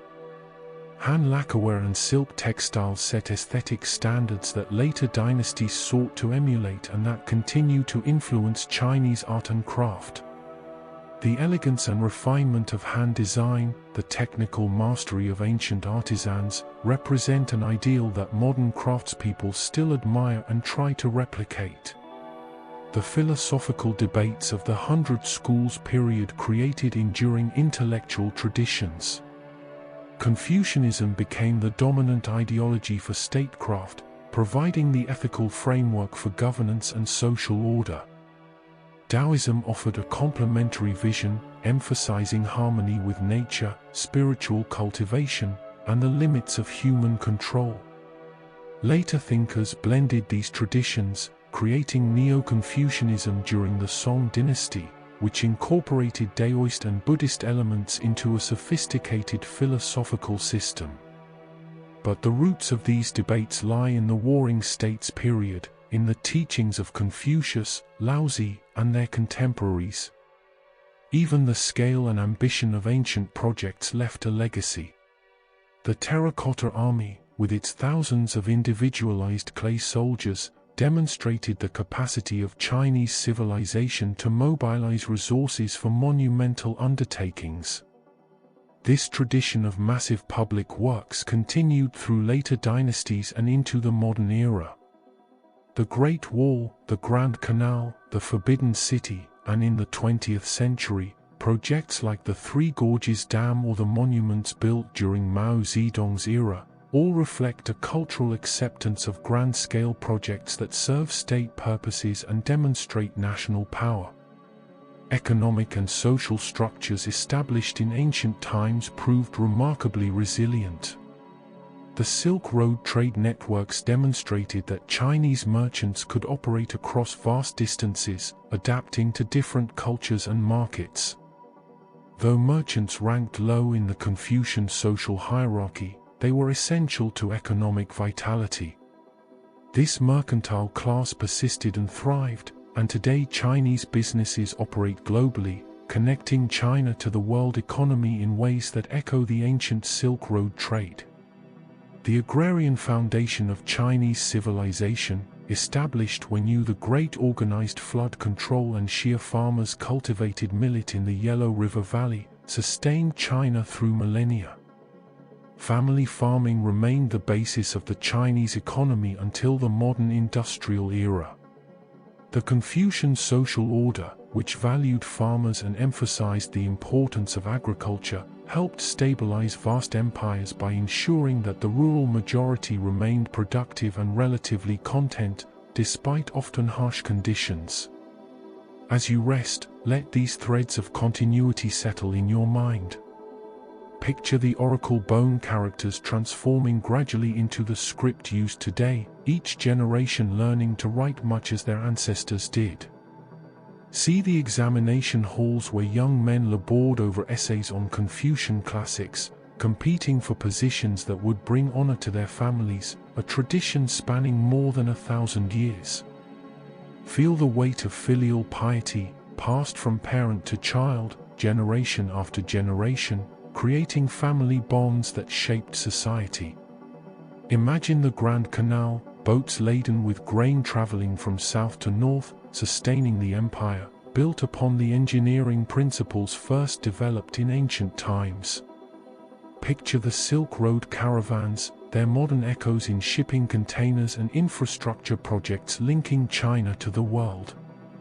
See the Great Wall stretching across mountains, a monument to ancient ambition that remains a symbol of national identity. The ancient dynasties we have explored did more than rule China for a few centuries.